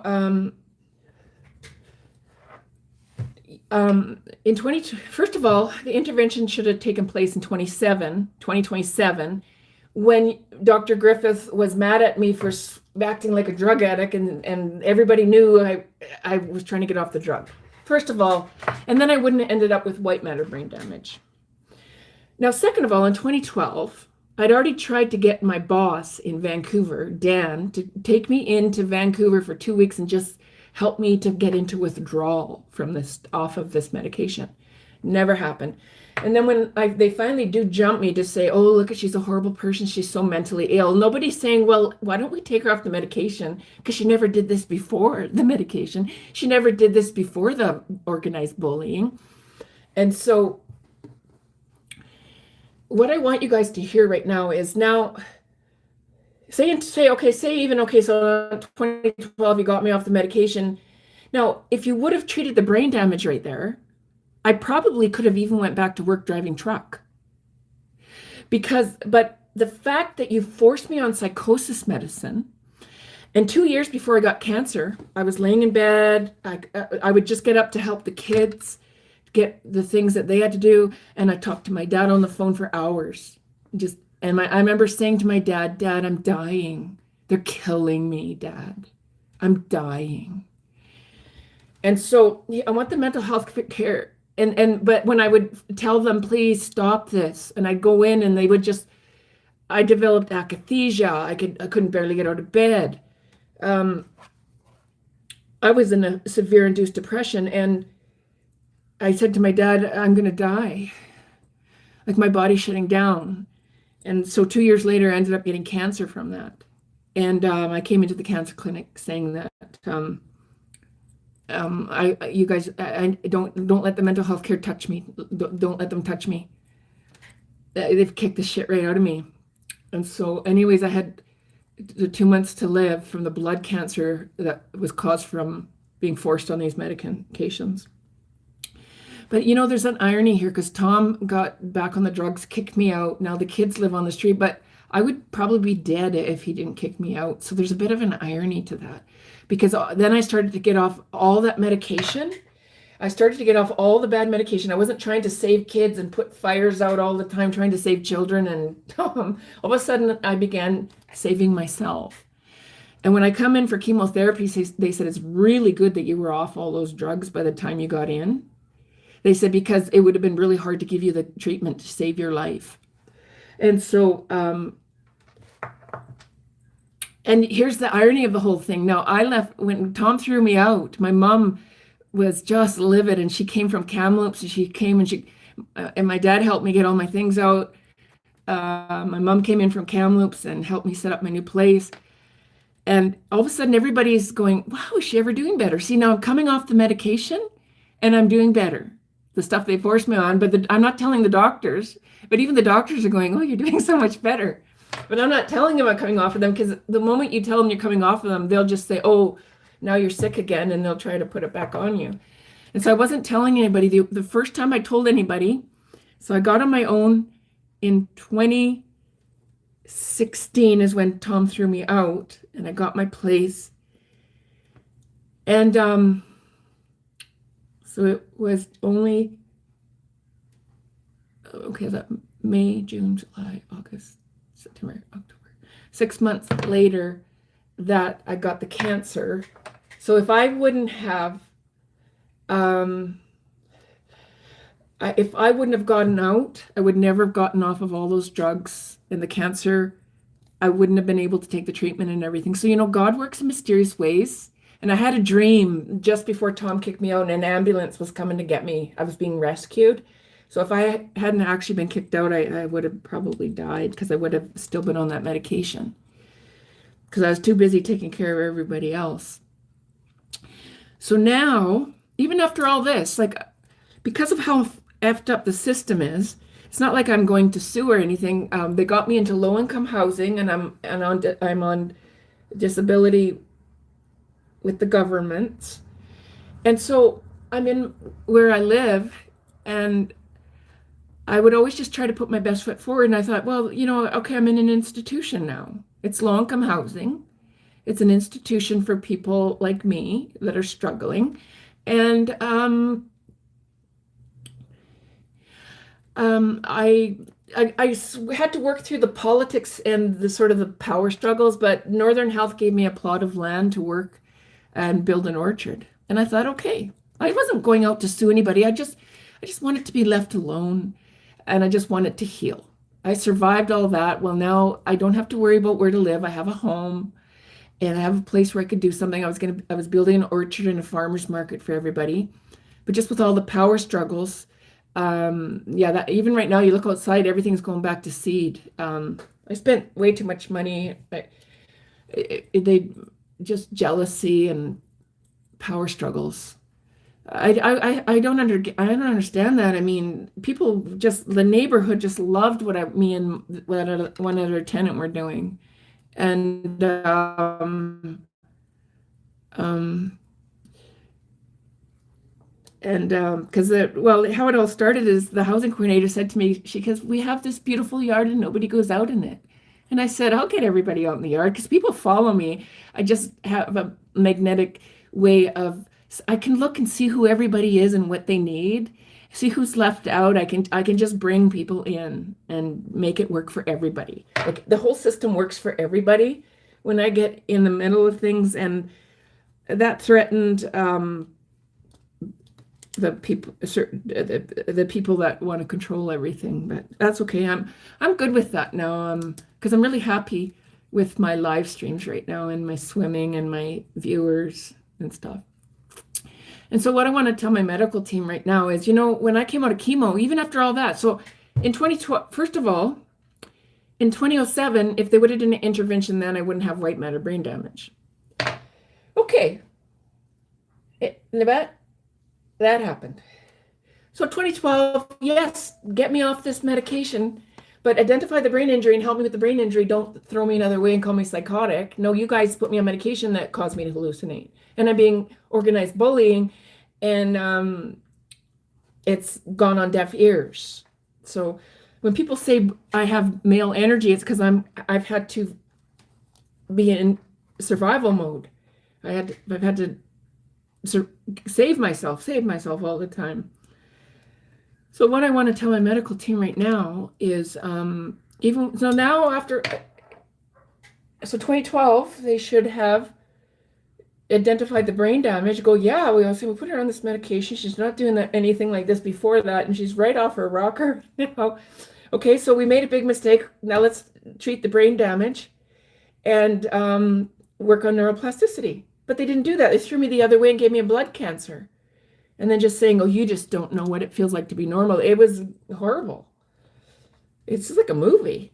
A bunch of nurse ratchets out there. Holy.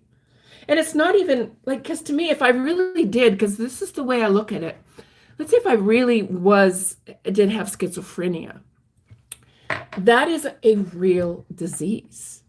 And that is a horrifying experience for someone to live with. And so they used it as a weapon against me. They used labels as weapons. They weren't actual accurate diagnoses. They were weapons to control me.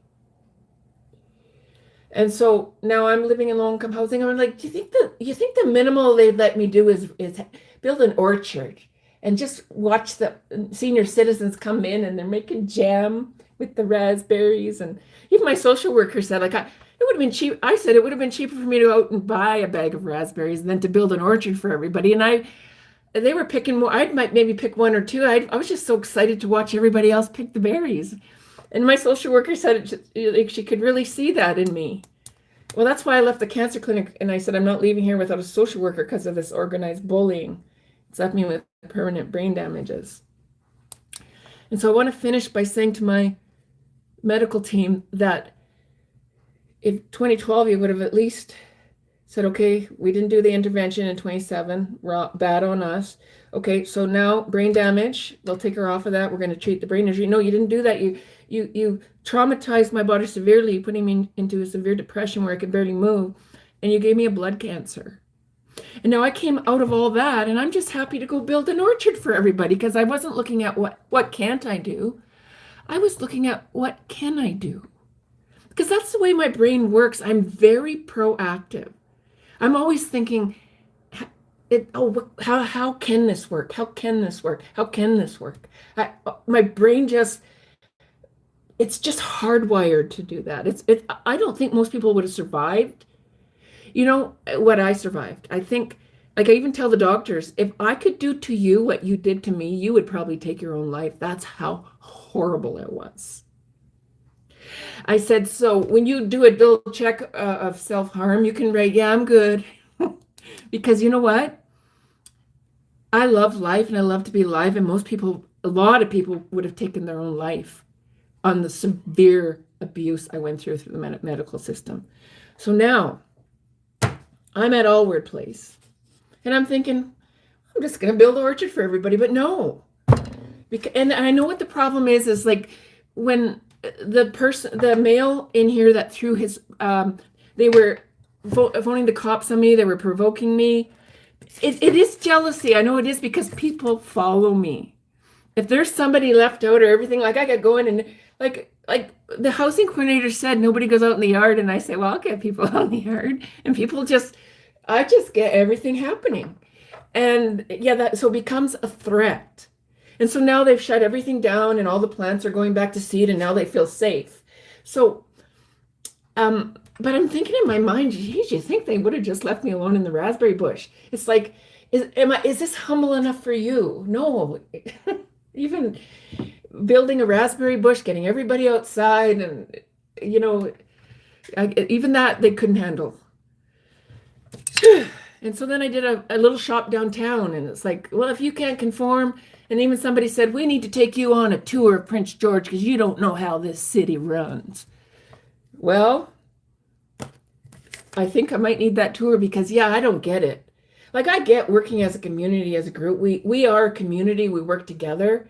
But why people are so terrified of the individual is just like, I'm not sacrificing who I am. If I could have just conformed like everybody else, yeah, I probably wouldn't have had a brain injury. Because when I went to mental health, and you can see it's all organized bullying, and they're just part of it. If I would have just said, oh, yes, like Kelly said to me when he left me in 2011, he said, it's not going to work. He said, we're both leaders. And I still remember Kelly coming into the house. This is a couple of years earlier than that. He was out with he was running a shop fixing cars in our house, just off the house. That we had a garage, a couple garages. I had my shop, he had his. I remember him and Terry sitting there. And I remember Terry, and he's got his arms crossed. I think Kelly's arms were crossed too, but I remember standing at the door where it opens. And they were sitting back at the other end, and Terry says, you need to learn to be a little more humble. I was just like, yeah, okay. I just think I will be myself. And I still remember Kelly coming into the house at the end of the day, and he's just laughing at Terry because he's like, Terry is just so confused. He's like, what's wrong with her? When guys act this way, girls are supposed to act that way. She doesn't do that. And Kelly was laughing because Kelly knew who I was, and it's who he loved. It's who he found and wanted to be with. But that's how organized bullying works, yeah. But anyways, so now, here I am. I'm still alive. I'm still me. And I can think for myself. I am part of the community, but that doesn't mean, I want to say something to the judge right now, okay? When you see, there's a lot of scapegoats in jail from my perspective. And I'm going to tell you why, but I think you already know. Is if I have brain damage because I wouldn't conform, and so when I'm going for help, I'm given these medications as a way to, but like I told Dr. Griffith, you give me this medication because I'm reporting the bullying and it's supposed to help me. But I told Dr. Griffith, it didn't change the way I think. I still have the same opinion. It's just now I'm high with the same opinion. And now you've got me thrown the other way and I can't get out of bed with the same opinion. My opinion's not changing. So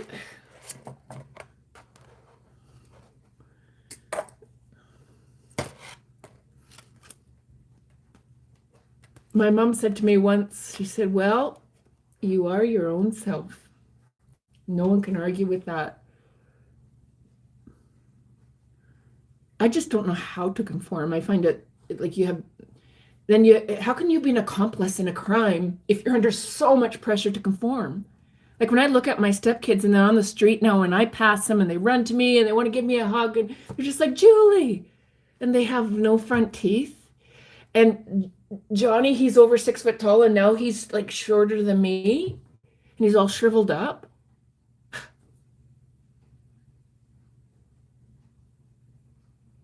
What the fuck is the matter with everybody? I saved those kids. Like Tom kept saying, you're saving me, you're saving me. And he'd say, there's no doctor, there's nobody can do for me and my kids what you do for us. Just, anyways. So,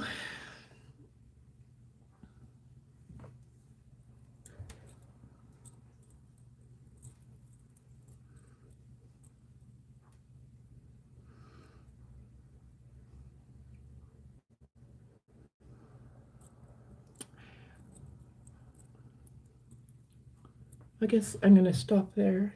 So my medical team today is day 82. And I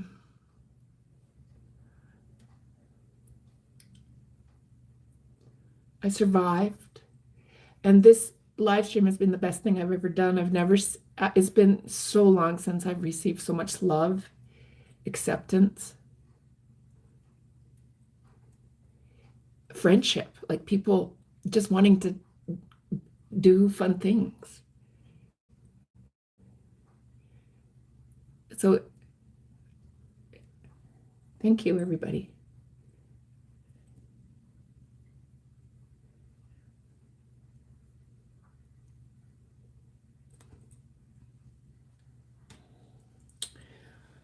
I'm going to put some chapstick on. That's a lot of talking. I think I'll read my comments. And then I'm going to, what I'm going to do is okay, they're going to be lightning out around 5 o'clock. So if I close my live right now, oh, I got to put these on to read. I'm going to read all my comments. This live stream has made me feel like I'm part of something. Like it's a community that I belong to. And it's been healing me because I feel before 82 days ago, I would just sit on my couch, sort of afraid to move. Because it just was afraid of getting everything, would get the carpet pulled out from underneath me. But now I don't feel that because of my YouTube channel and just everybody accepting me for who I am and just being allowed to be myself.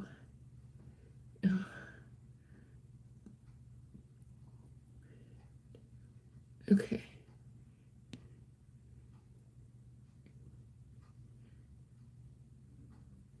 Okay. I'm gonna see the person here, 10 Rage 79 said, in case you haven't heard today, you're special and loved. I want to screenshot that. And this is the things that I haven't had for so long. Just people that send me love and kindness. In case you have not heard today, you are special and loved. I'm going to read this back to everybody. And this is from 10 Rage 79. In case you have not heard today, you are special and loved. Hold your strength and keep emitting the aura of. About 3 months. So it's been about 3 months since you've had these symptoms. Celeste.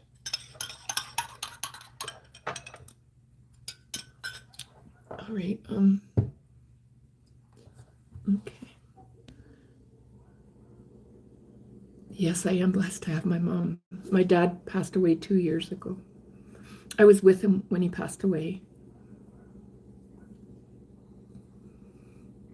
And so was my daughter.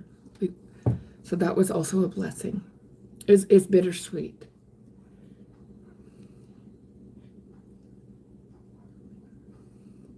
Celeste is sending hugs. Positive vibes your way. Oh, Celeste, if you're still there, so you see, I've been through a lot and I survived. And so just listen to your inner voice on what part of this journey you're at in life. And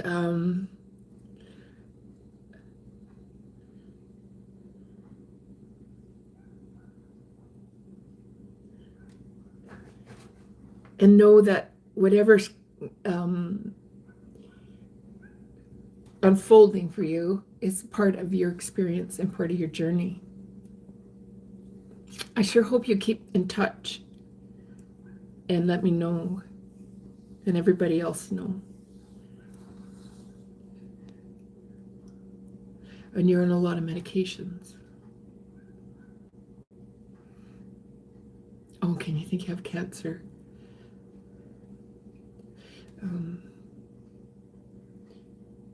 Tibet lightning bird shaman. Big smiles and laughter. Good evening, Julie. And it is good afternoon in Prince George.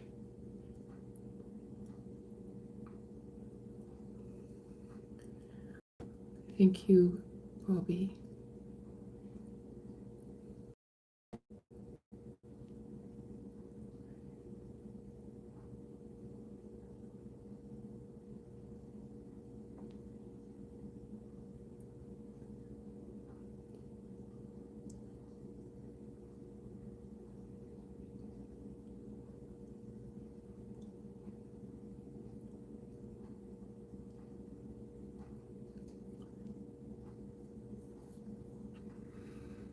Yes, children are very impressionable.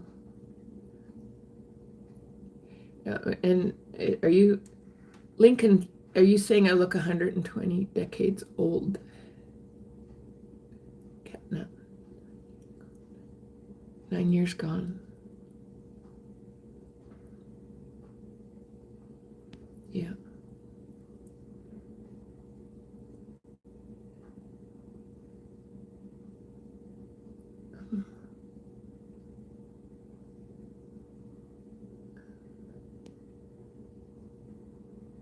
Take care.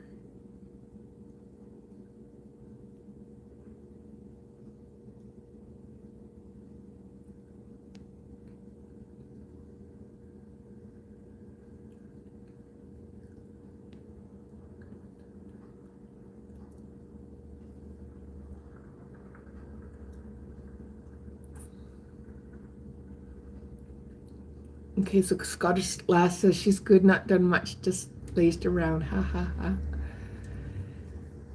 Nothing wrong with that.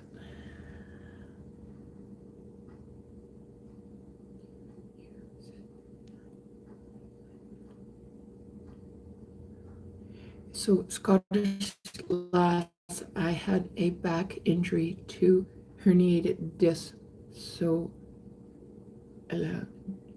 do very much these days. So you have, so Scottish Lass 4 says she has, I have a back injury to herniated disc, so can't do much these days. Oh,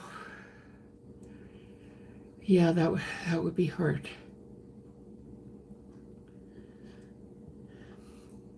Being stationary, I love walking. So I hear you, Scottish Lass. Yeah, I would struggle with that too.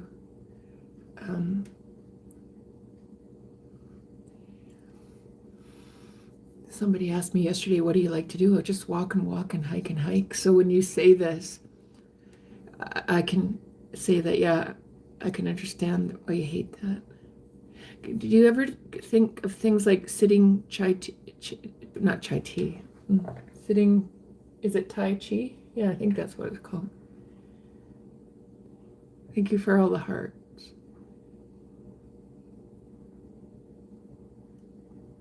So Crystal says, thank you. I wanted to ask you where you are. It's 108 here. It's It's 21 here. Thank you. Who's sending all the hearts? I think of my mom and dad being around me nowadays. Yeah. Daddy. Yes, you need to retrain your brain again. Yeah. Yeah. And you know that. Yeah. So that's what I'm doing, Scottish Lass, is I actually went backwards in my mental health as far as for I get more confused and disorientated. But now since I've been going live and doing this documentary for my medical team, I'm doing better because bullying only works behind closed doors, and now what they're doing doesn't work anymore. Thank you for all the hearts.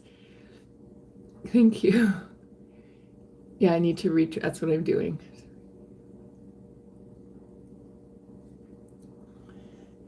So I'm sorry you had to deal with that, Julie from Scottish Laugh, because life is unfair. Somebody said the other day too, bullying helps you learn how to defend yourself, and it's true because I'm a very effective mental health care advocate now. So the shit you go through, it does change you. Yeah, I'm going to the river today.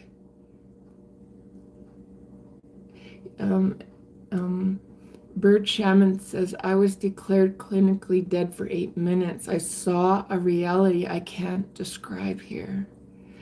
I believe there's a spirit world, and it was confirmed for me personally.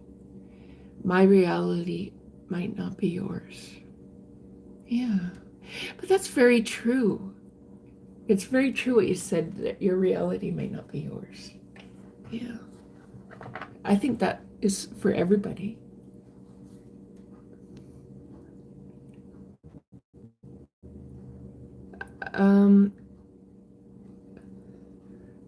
Crystal says, why did your doctor put you on those meds?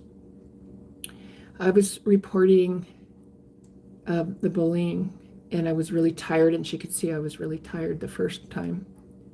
And the second time they put me on meds, which really were just the symptom of the first drugs they put me on. They just needed to take me off. Yeah. You are too young to have those kind of problems. My mom is 93 and has an excuse. Doctor was intern, maybe. No, they weren't interns. No. In fact, when they had me on all those medications, at one point I got off of all of them. And the doctor that put me on them, I was in the meeting and I was saying, you got to help me because at this point I had the brain damage. And he goes, everybody agrees this is the best we've ever seen you do. And then I dropped a bombshell on them and I said, oh, I haven't been on these medications for 2 months and yet you're telling me this is the best you've ever seen me do. You guys don't know what you're talking about. And he was so mad. His intern was in the office. He had 2 interns in, and he was so embarrassed because he was bragging about how wonderful I was doing on these meds he had me on. And he didn't realize I'd been off of them for 2 months. And he was saying, look at you. This is the best we've ever seen you do. And I've done this for you. His face just dropped. I humiliated him. Yeah, they don't know what they're doing. Crystal.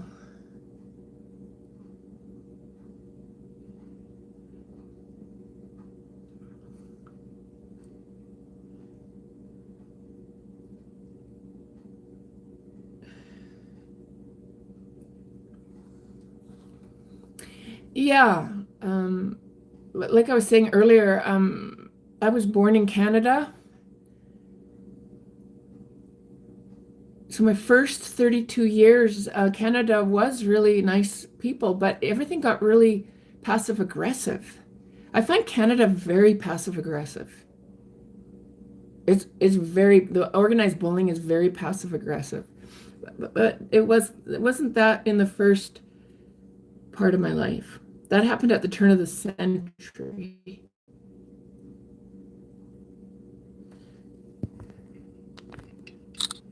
I don't know what that means. It says this woman is a descendant of fallen watchers. A AI bird angel hybrid from the high heavens. I feel like I'm not alone on that. The, thank you.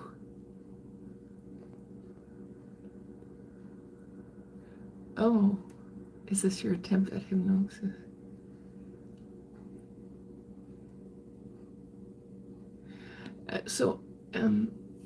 Thank you. That you find my voice hypnotic. I'm glad to hear that. I've been told, my mom always told me I was a healer. My mom would have a hard day when I was a little kid, and then at the end of the day, she'd call for me and I'd go massage her feet. And she'd say, just when you touch my feet, I already feel better. And then the Scottish lass says, that's shocking, Julie. How do you trust people after this? I don't trust people. But I do trust people, but I can read who I'm talking to. So I can find out who it is. But now that I'm talking to people all over the world, I'm meeting really good people. It's unfortunate in my community, the organized bullying, even really good people, they just conform because it's easier, and they'll turn their back on you just because it's easier. Like, I understand how hard they make it on you. But now that I'm live, I'm meeting people from all over the world, and this feels a little bit more like, to me, what Canada was in the first, before the turn of the century. Because Canada, people are nice in Canada. But now I look at it and go, oh, you still say people are nice in Canada? Well, they tried to kill me.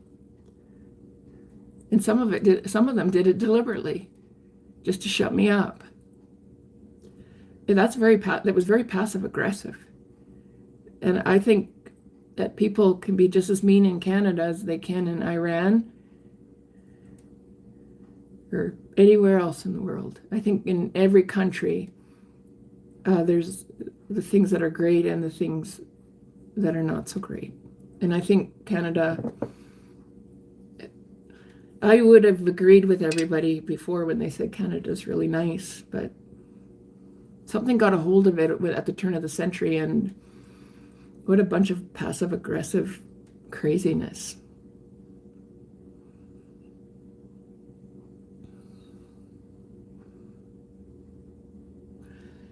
Yeah, I'd say you need some.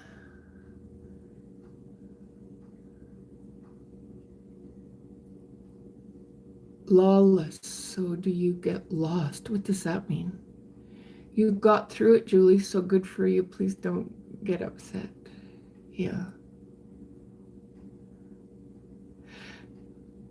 I think sometimes when I cry, I'm actually very proud of myself. So when I'm crying, I'm not proud that I'm crying. I'm proud when I'm crying, I'm thinking, hey, you did all that, right? You went out and got your class 2 and then your class 1, and you did it when it was really hard. And so I'll cry, and I'm just like, that was pretty crazy shit that you got through, and you did it.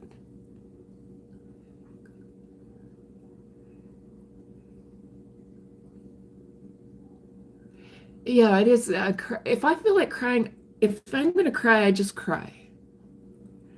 Because those are tears, angels' tears, and they're getting out all the bad things. So if there's bad chemicals in your body, the angels let you cry, and then they all come out.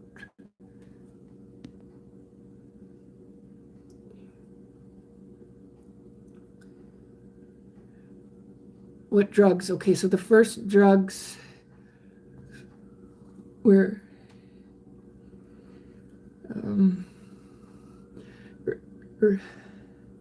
dexatrin, amitriptyline, and cipralax, a mixture.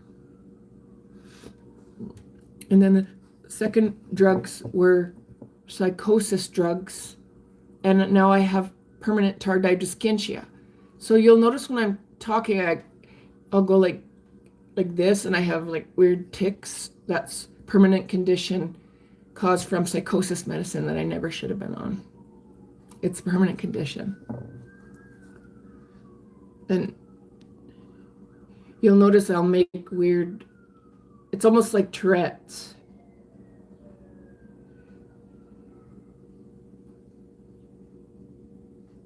Oh, you were on amitriptyline too, Scottish Lass. Yeah. Whew. I did reasonably okay on amitriptyline and cipralex, but when they added Dexatrin to that, everything just went right off the rails.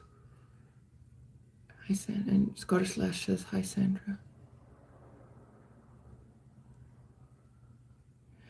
And it's not just a terrible doctor. This is conspiracy. This is groups working together. Like, if you don't conform, then, well, we'll call you this and give you that.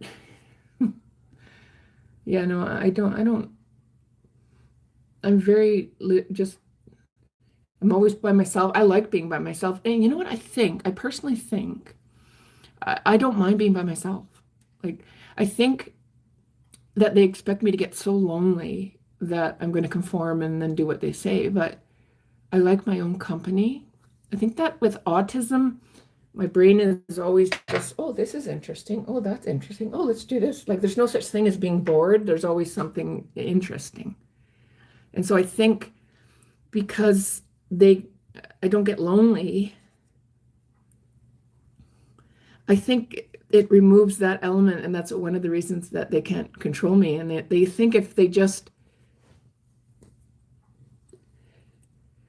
shun me, that I'm almost like, oh, good, don't, please ignore. Yes, please ignore me. Just leave me alone. I just want to be by myself. And if I'm with people, I want to be with people that have love in their heart and beautiful energy to share with the people around them.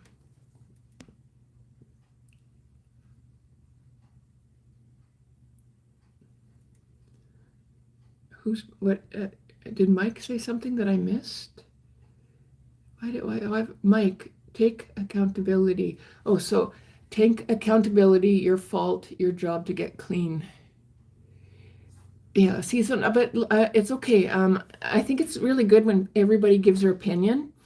And this is part of why I'm such an effective mental health advocate. But that's okay, Mike. That's okay. Yeah. Yeah. Thanks for listening in, Mike. And thank you for your honest opinion. And Mike, that's what doctors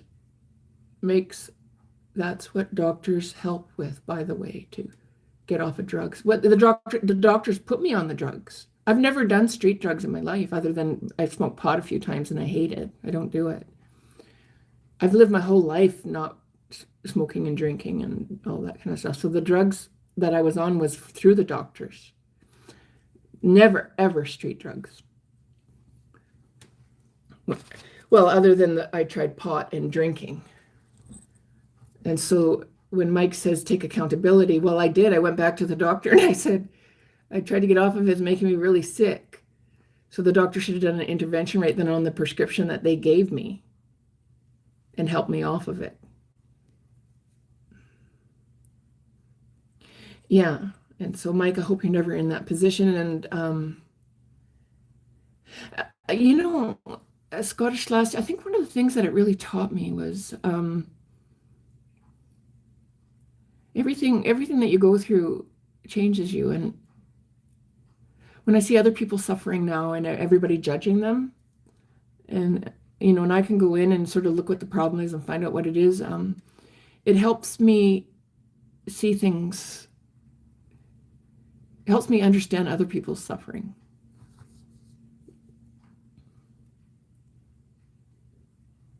Yes, I think Mike might have thought that I had done street drugs, and I've never done that ever. Never done hard drugs ever. The drugs that I had problems with were given to me from the mental health care system. And then Scottish Lass is, yeah, thanks, Crystal. So I think Mike might have missed that. But even myself, Mike, on behalf of people who do street drugs, I want to tell you that I've seen how my stepkids, um, where they are right now, and I don't know how they could have ended up any other place. It was like the whole system around them, their family, and the whole system just, I would have been more surprised. Like Dr. Phil says, I don't ask myself why. I ask myself why not. Like, because I had actually pulled those kids out of the drug system, and then once their parent went off the rails, and I had no power in that situation. Then, yeah. So even like my situation is from medical drugs, given to me from the medical system.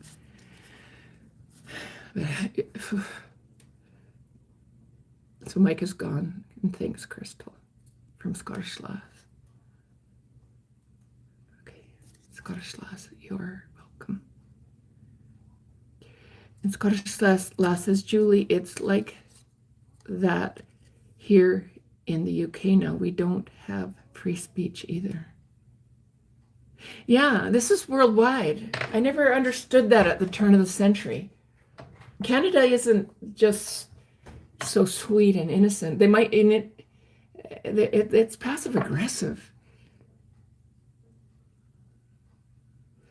And then Bird Shaman, Julie, what you have been through happened for a reason.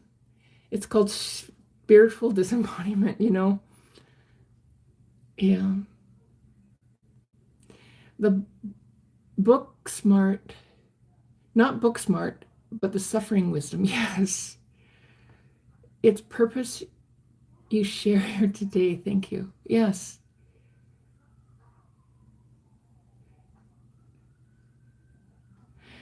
And I really understand what you're saying.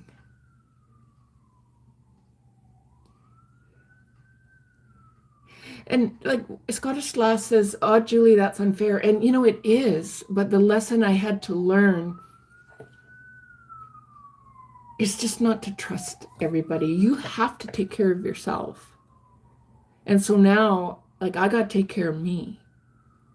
Ain't nobody else gonna do that. And so that was a lesson for me. And that's what I'm doing right now.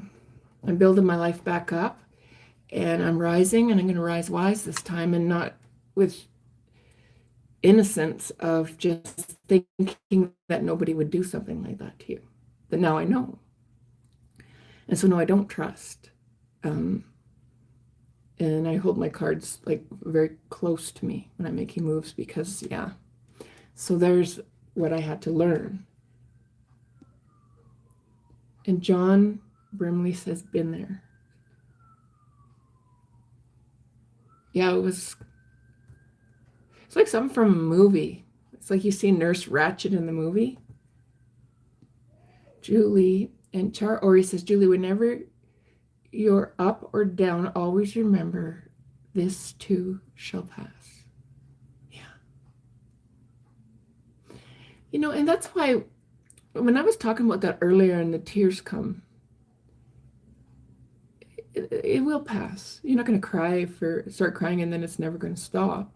You're just remembering, and I'm actually feeling proud of myself. I'm like, wow, am I one tough cookie?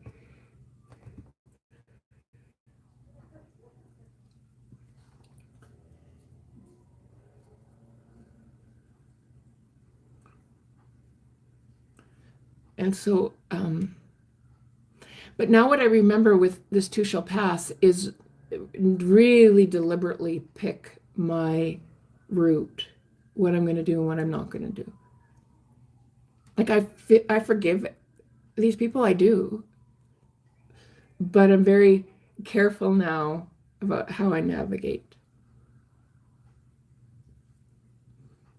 I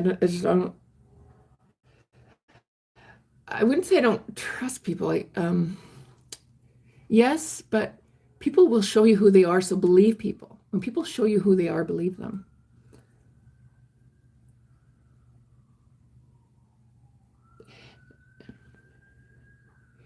And John says, and you talk to someone you really trust. And John, I think the person I learned to trust is me. What is that person that Bob Marley said? Everyone will let you down, no matter who it is. You just have to choose who's worth fighting for. So when you choose your circle of friends, everybody's going to let you down because we're all living in different realities. And so no matter what relationship it is, you're going to feel disappointed or let down to some degree. But just choose wisely who that is, and then you work through it.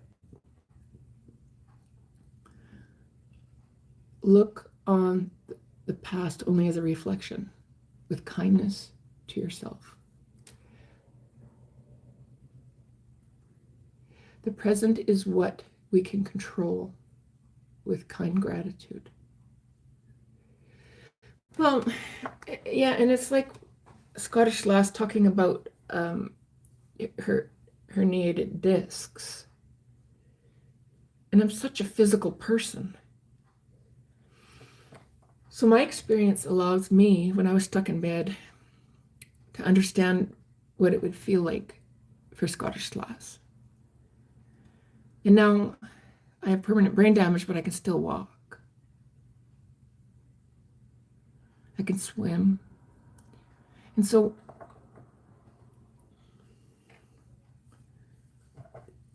this gratitude thing that you're talking about,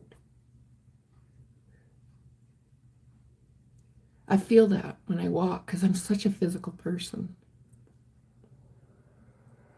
I could even just walk to the river. The present is what you can control with kindness and gratitude. The future depends on your kindness in the present. You got this, Julie. And that's what I'm noticing on my lives. I'm talking less and less about the past because the present right now is so beautiful with my viewers. I feel like I belong to something that's good, something that gives beautiful healing energy. And then I hear back that people feel the same for me.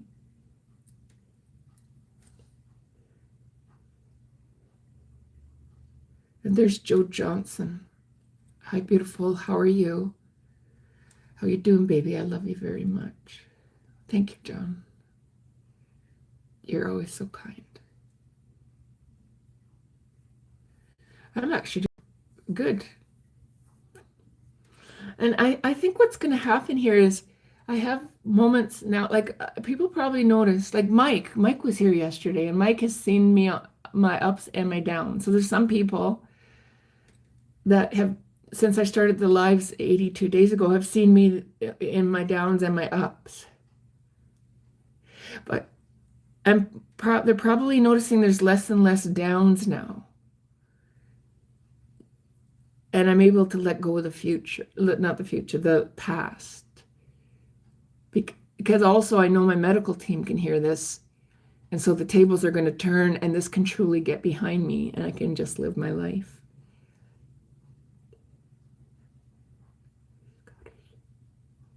Okay, so Lightning Bird Shaman says Scottish for your back.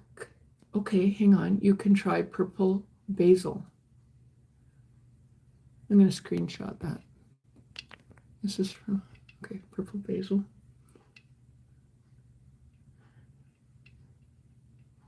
Grind 5 to 10 chopped leaves and add a tablespoon of olive oil.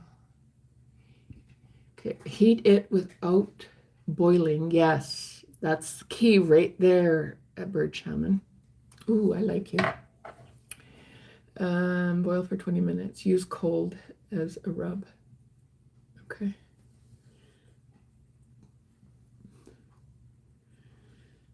I screenshot that, Bird Shaman.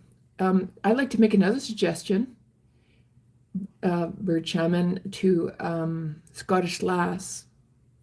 I'll show you what it is. I got a little bit of a sore back myself. I think it's, I got what do you call it? Sciatica. I get sciatica and then I'm like going like this. This is my favorite. It's called vetiver. It's an essential oil.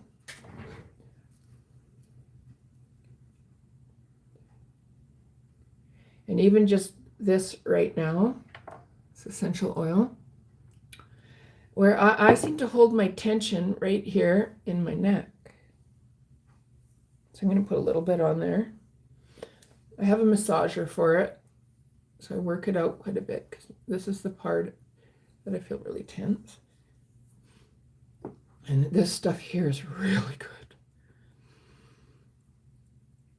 Oh, it's really good. I buy mine from Courtney, BC, Green Valley Aromatherapy. And I've screenshot that, but for Scottish Lass Purple Basil. Okay, I'm gonna look into that. Leanne Hopewell said hi. Hello, Leanne I'm in Prince George, British Columbia, Canada. Bird Shaman says, I have to go to bed. I'll be up very early. Thank you for sharing your story, Julie. I will see you again tomorrow. Good night, everyone. Okay. Good night. Good night. As I always say to my mom, nighty night.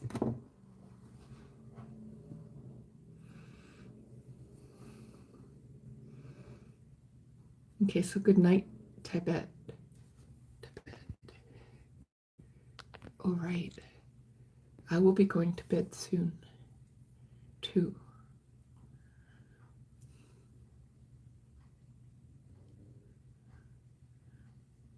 Yeah. Yeah, it was horrific.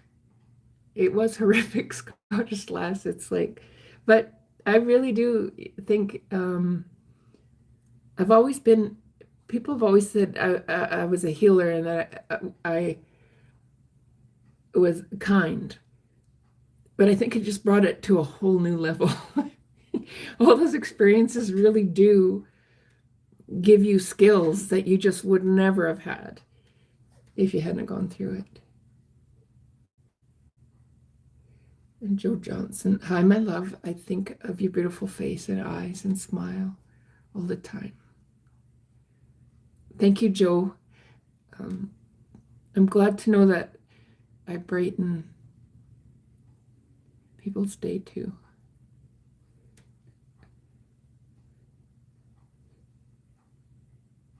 Yeah. Yes.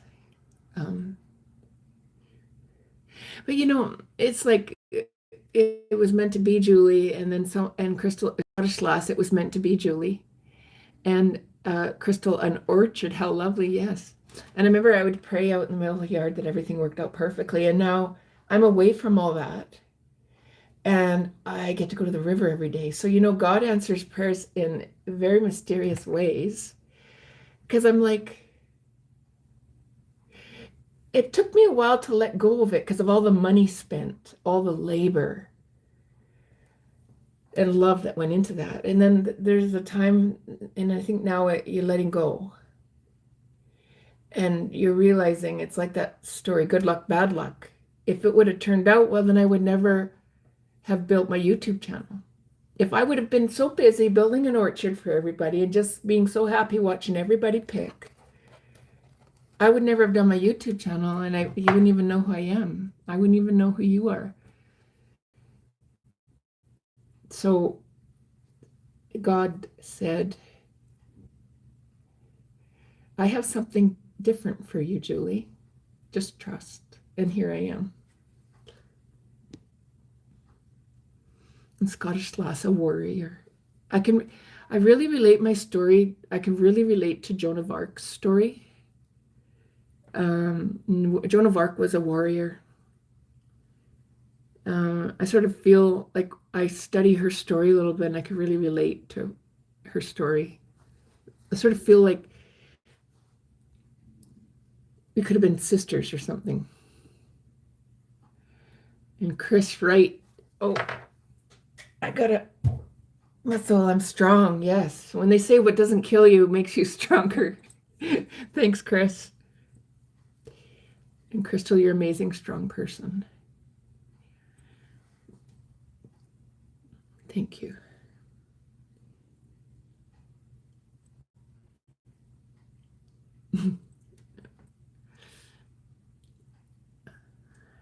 Thank you, Joe.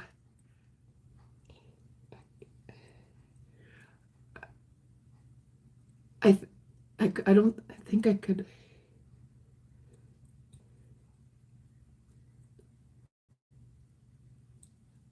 But thank you.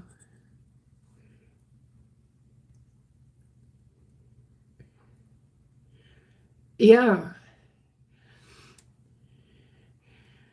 Gary Donnelly, that's why the doctors make the big bucks to write out the prescriptions. Yeah.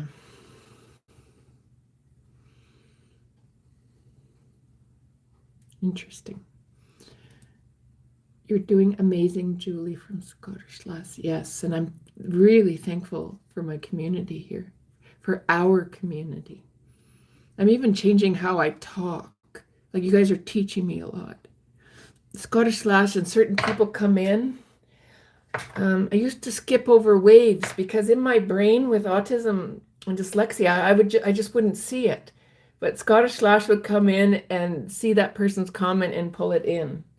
And so you guys are helping me. It's so instead of playing video games on my phone too, like when I come in and say I'm missing over somebody, I got people coming in and sort of bringing it back. And so it makes me, oh, step back. What am I missing? Gary Donnelly, have a good evening. Good evening. You too, Gary. Crystal says that I've helped a lot of people with your good heart. And you know what I've learned from that, Crystal, is if you got to help yourself first. And I'm getting myself to a really good place now where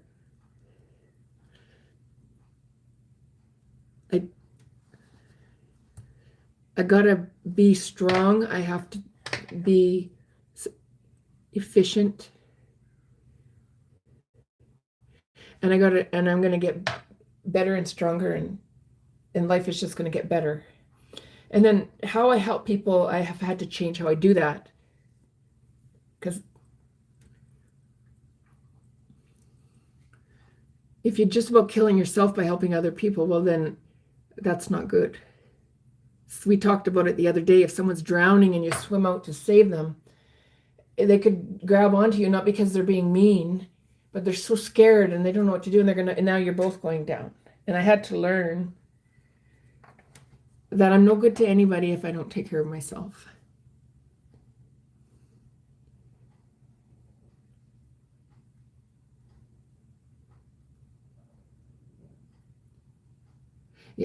Yeah, so don't ever be hard on yourself. From Scottish Lass, you've gone through the worst of it now, and now it is time to heal. Yes. And this is part of my lives too for my medical team. So yeah, see, this is me. Leave me alone. I'm good. And we'll work together with what we have to work on. No more of that. And this live has just been a game changer for me and my medical team and everything. Yeah, this is the end of all that. The worst is over. And good things are happening. And Willie the Sillies, I love your name. Thanks for being a genuine. I love the word genuine and kind soul and kind. Yeah. Genuinity is very important to me. Authenticity. Keep being you, Julie. That's why we love you.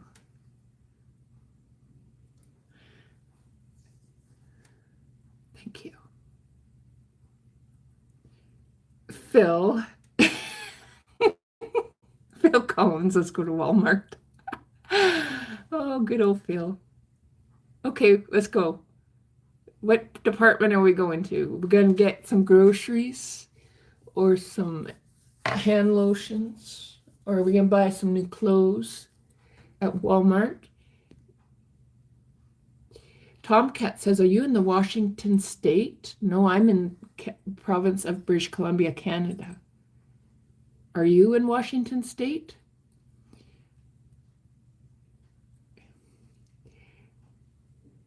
And Joe says, when can we get married?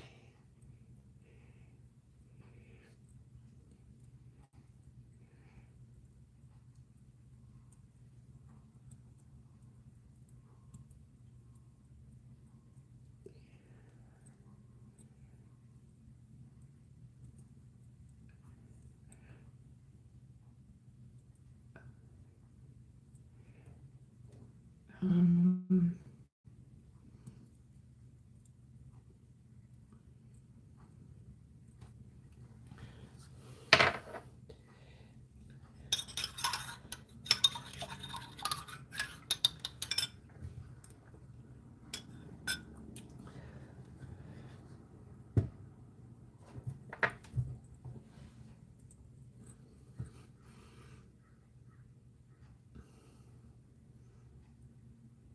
so Willie the Silly says to Joe, Joe, being lonely sucks.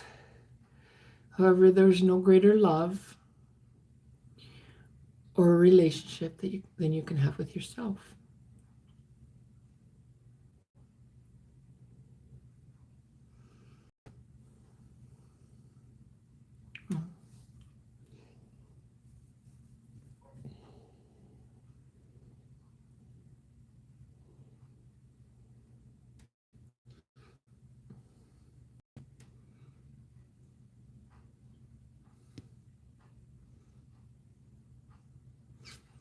Thank you, Tomcats. There's, well, your name sounds familiar, Bobby. You were, something's familiar.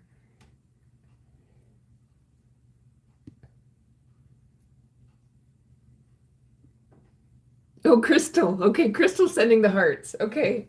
Yeah, I was saying thank you for the hearts. Now I'm way over here. Bobby says hi. Ornix says hi.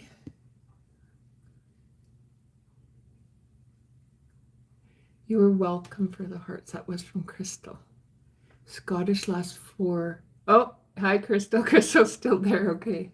Now I know, Crystal. I'm going to screenshot that. So then I'll remember. Because I get those hearts coming in and then I never really get to know who. Oh, Maggie. Love that. I'm going to screenshot that so I don't forget it.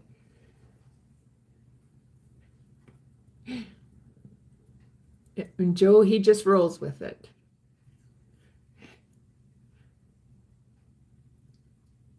Hi, Julie, madam. Hi, Mick. It's nice to meet you too. Scottish lass, Maggie, is the only child, so I'm alone or two. I like my own company. Yeah. I've got two sisters. One's a year older and one's a year younger. And but yeah, when you love yourself, you love other people. It's true because I like my own company. I like who I am. And I tend just to like other people. Although what I had to learn is how to see who they are, though. Not just trust blindly, but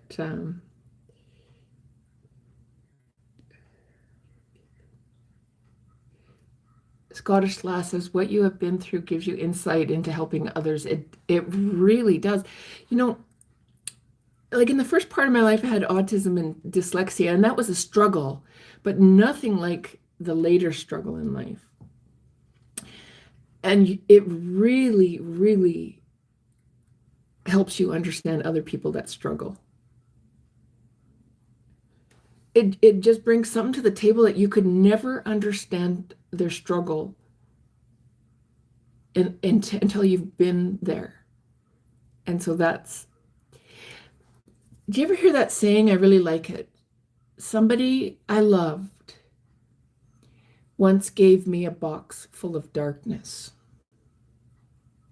It took me years to realize that that too was a gift.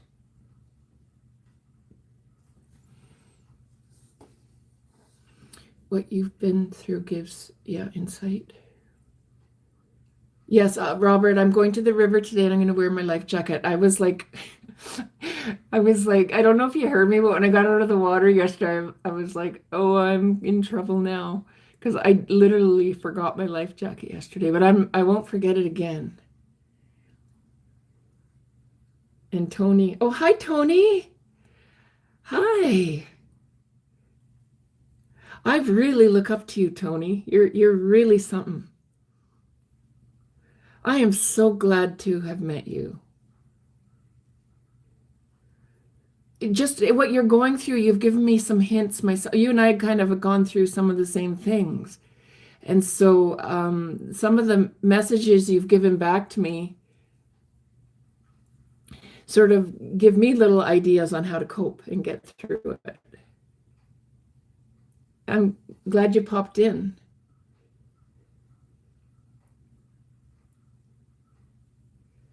And Bobby says, hi, sweetie, I'm back and I talk to you still.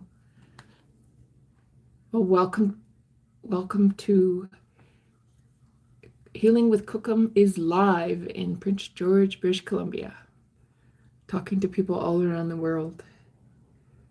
Yes, and if everybody would have embraced the work that gentleman and I were doing to build an orchard, I wouldn't even know you. I would never have started my own YouTube channel. Thanks. I've took a screenshot, Julie. Thanks. I've took a screenshot, Julie. Will you have a look at that? Okay, so what do you mean? Look at what? What did I miss? Let me go back up. Oh! Okay, I get it now. You took a screenshot of me wearing a life jacket. Is that what it is? You promised. Now don't be showing up without your life jacket because I just screenshot your promise. Is that what it was? Oh, maybe I misread. I was just like, thanks. I took a screenshot, Julie. Oh, okay. You're talking about this. Okay. Yes. Vetiver. I love this stuff. Somebody I know who had a baby and they give you painkillers down there. The doctor, when they were in the hospital, I was with them and the doctor allowed me to give her the painkiller. And so this is what they just couldn't believe how much that helped.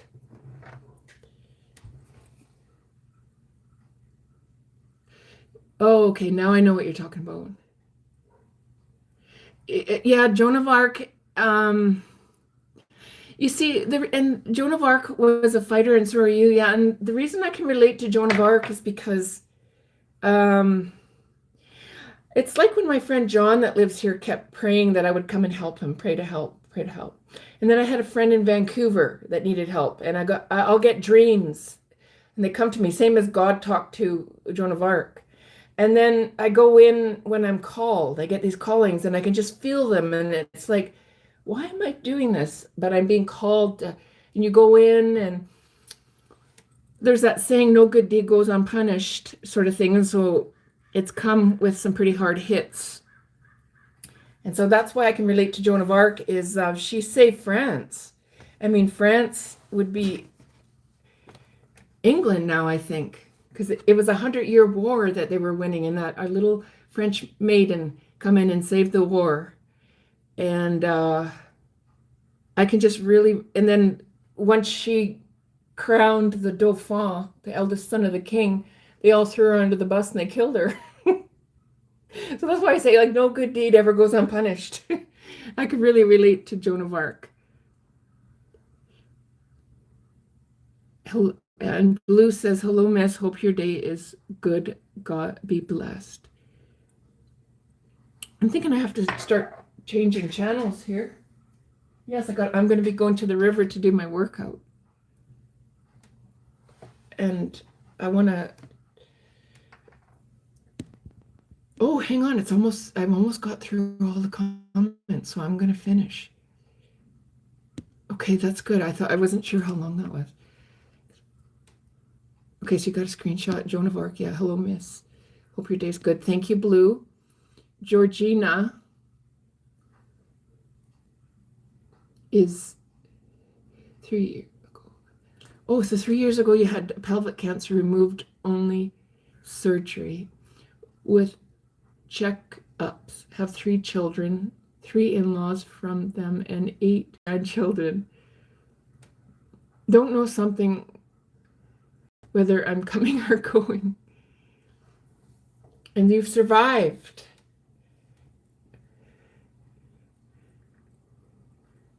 And you have 3 children, 3 beautiful children. Well, welcome, Georgina.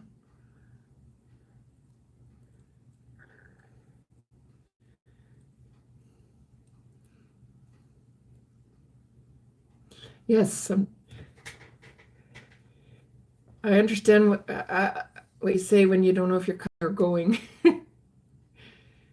But I'm getting better. Thanks for joining in. Oh, yes. Someone I loved once gave me a box full of darkness. It took me years to realize that this too was a gift. Yeah.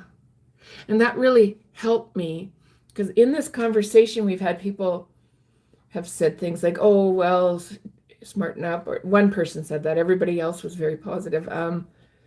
But they were saying that, like, just even if the garden had turned out over there, I wouldn't be here talking to you guys today. I'd be so busy out there taking care of raspberries for people. And so you look back and you're like, well, I'm just so grateful for what's going on here. And it would never have happened if they wouldn't have reacted so horribly to it. Yeah, so somebody I loved once gave me a box full of darkness. It took me years to realize that this too was a gift. And there's Phil. He needs to get out of the rat race, driving the cement truck. Well, Phil, is that you sending a little celebration? I'm proud of you. I used to drive trucks, so I know what you're going through. And have you got any plans? You said you need to get out of the rat race. You got plans to do that?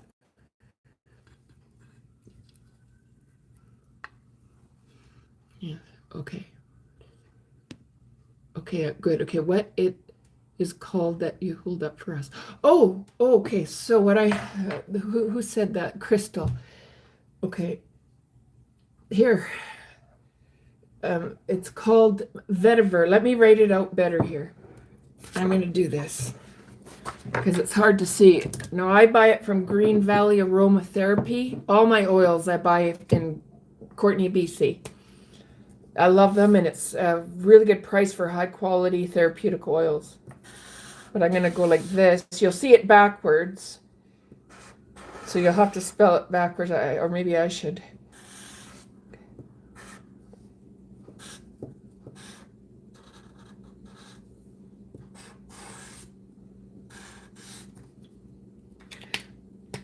Okay. Take a screenshot, but I spelled it backward. It's going to look backwards to you. I love Vetivert. It is so relaxing.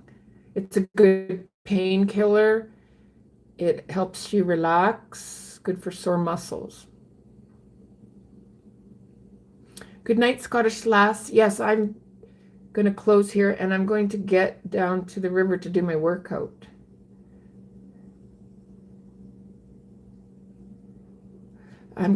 so Scottish Lass, I'm going away to bed now, Julie. So glad I caught your live. Good night, everyone. Night, Julie. You are a gift, Scottish Lass. Thank you so much. We'll see you next time.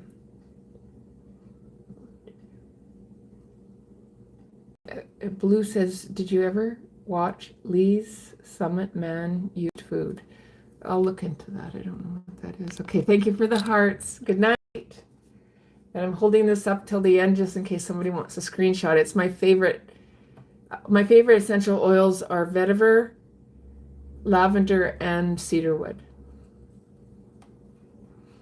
But this one is really good for relaxing, pain, post-traumatic stress. Okay, wow. Thank you, everybody. And I will see you next time. Thank you. Love, heal them, cook them, and AKA Granny Clampett. Okay. Oh, did I? Okay, you got to be real patient with me, Blue. When you come back and remind me. So I took a lot of screenshots today, and I'll go back in and remember some of it. And because I don't even remember that.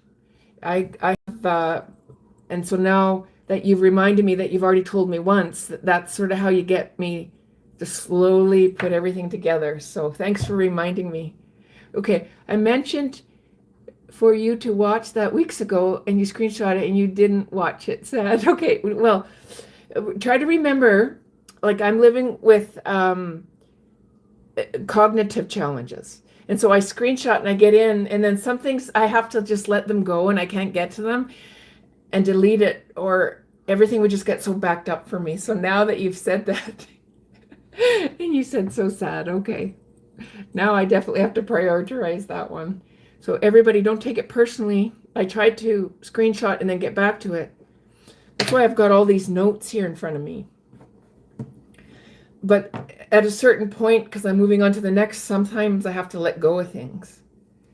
Okay, it's very important. Okay. I'm screenshotting that one more time because of what you just wrote. And now that will be a priority, okay?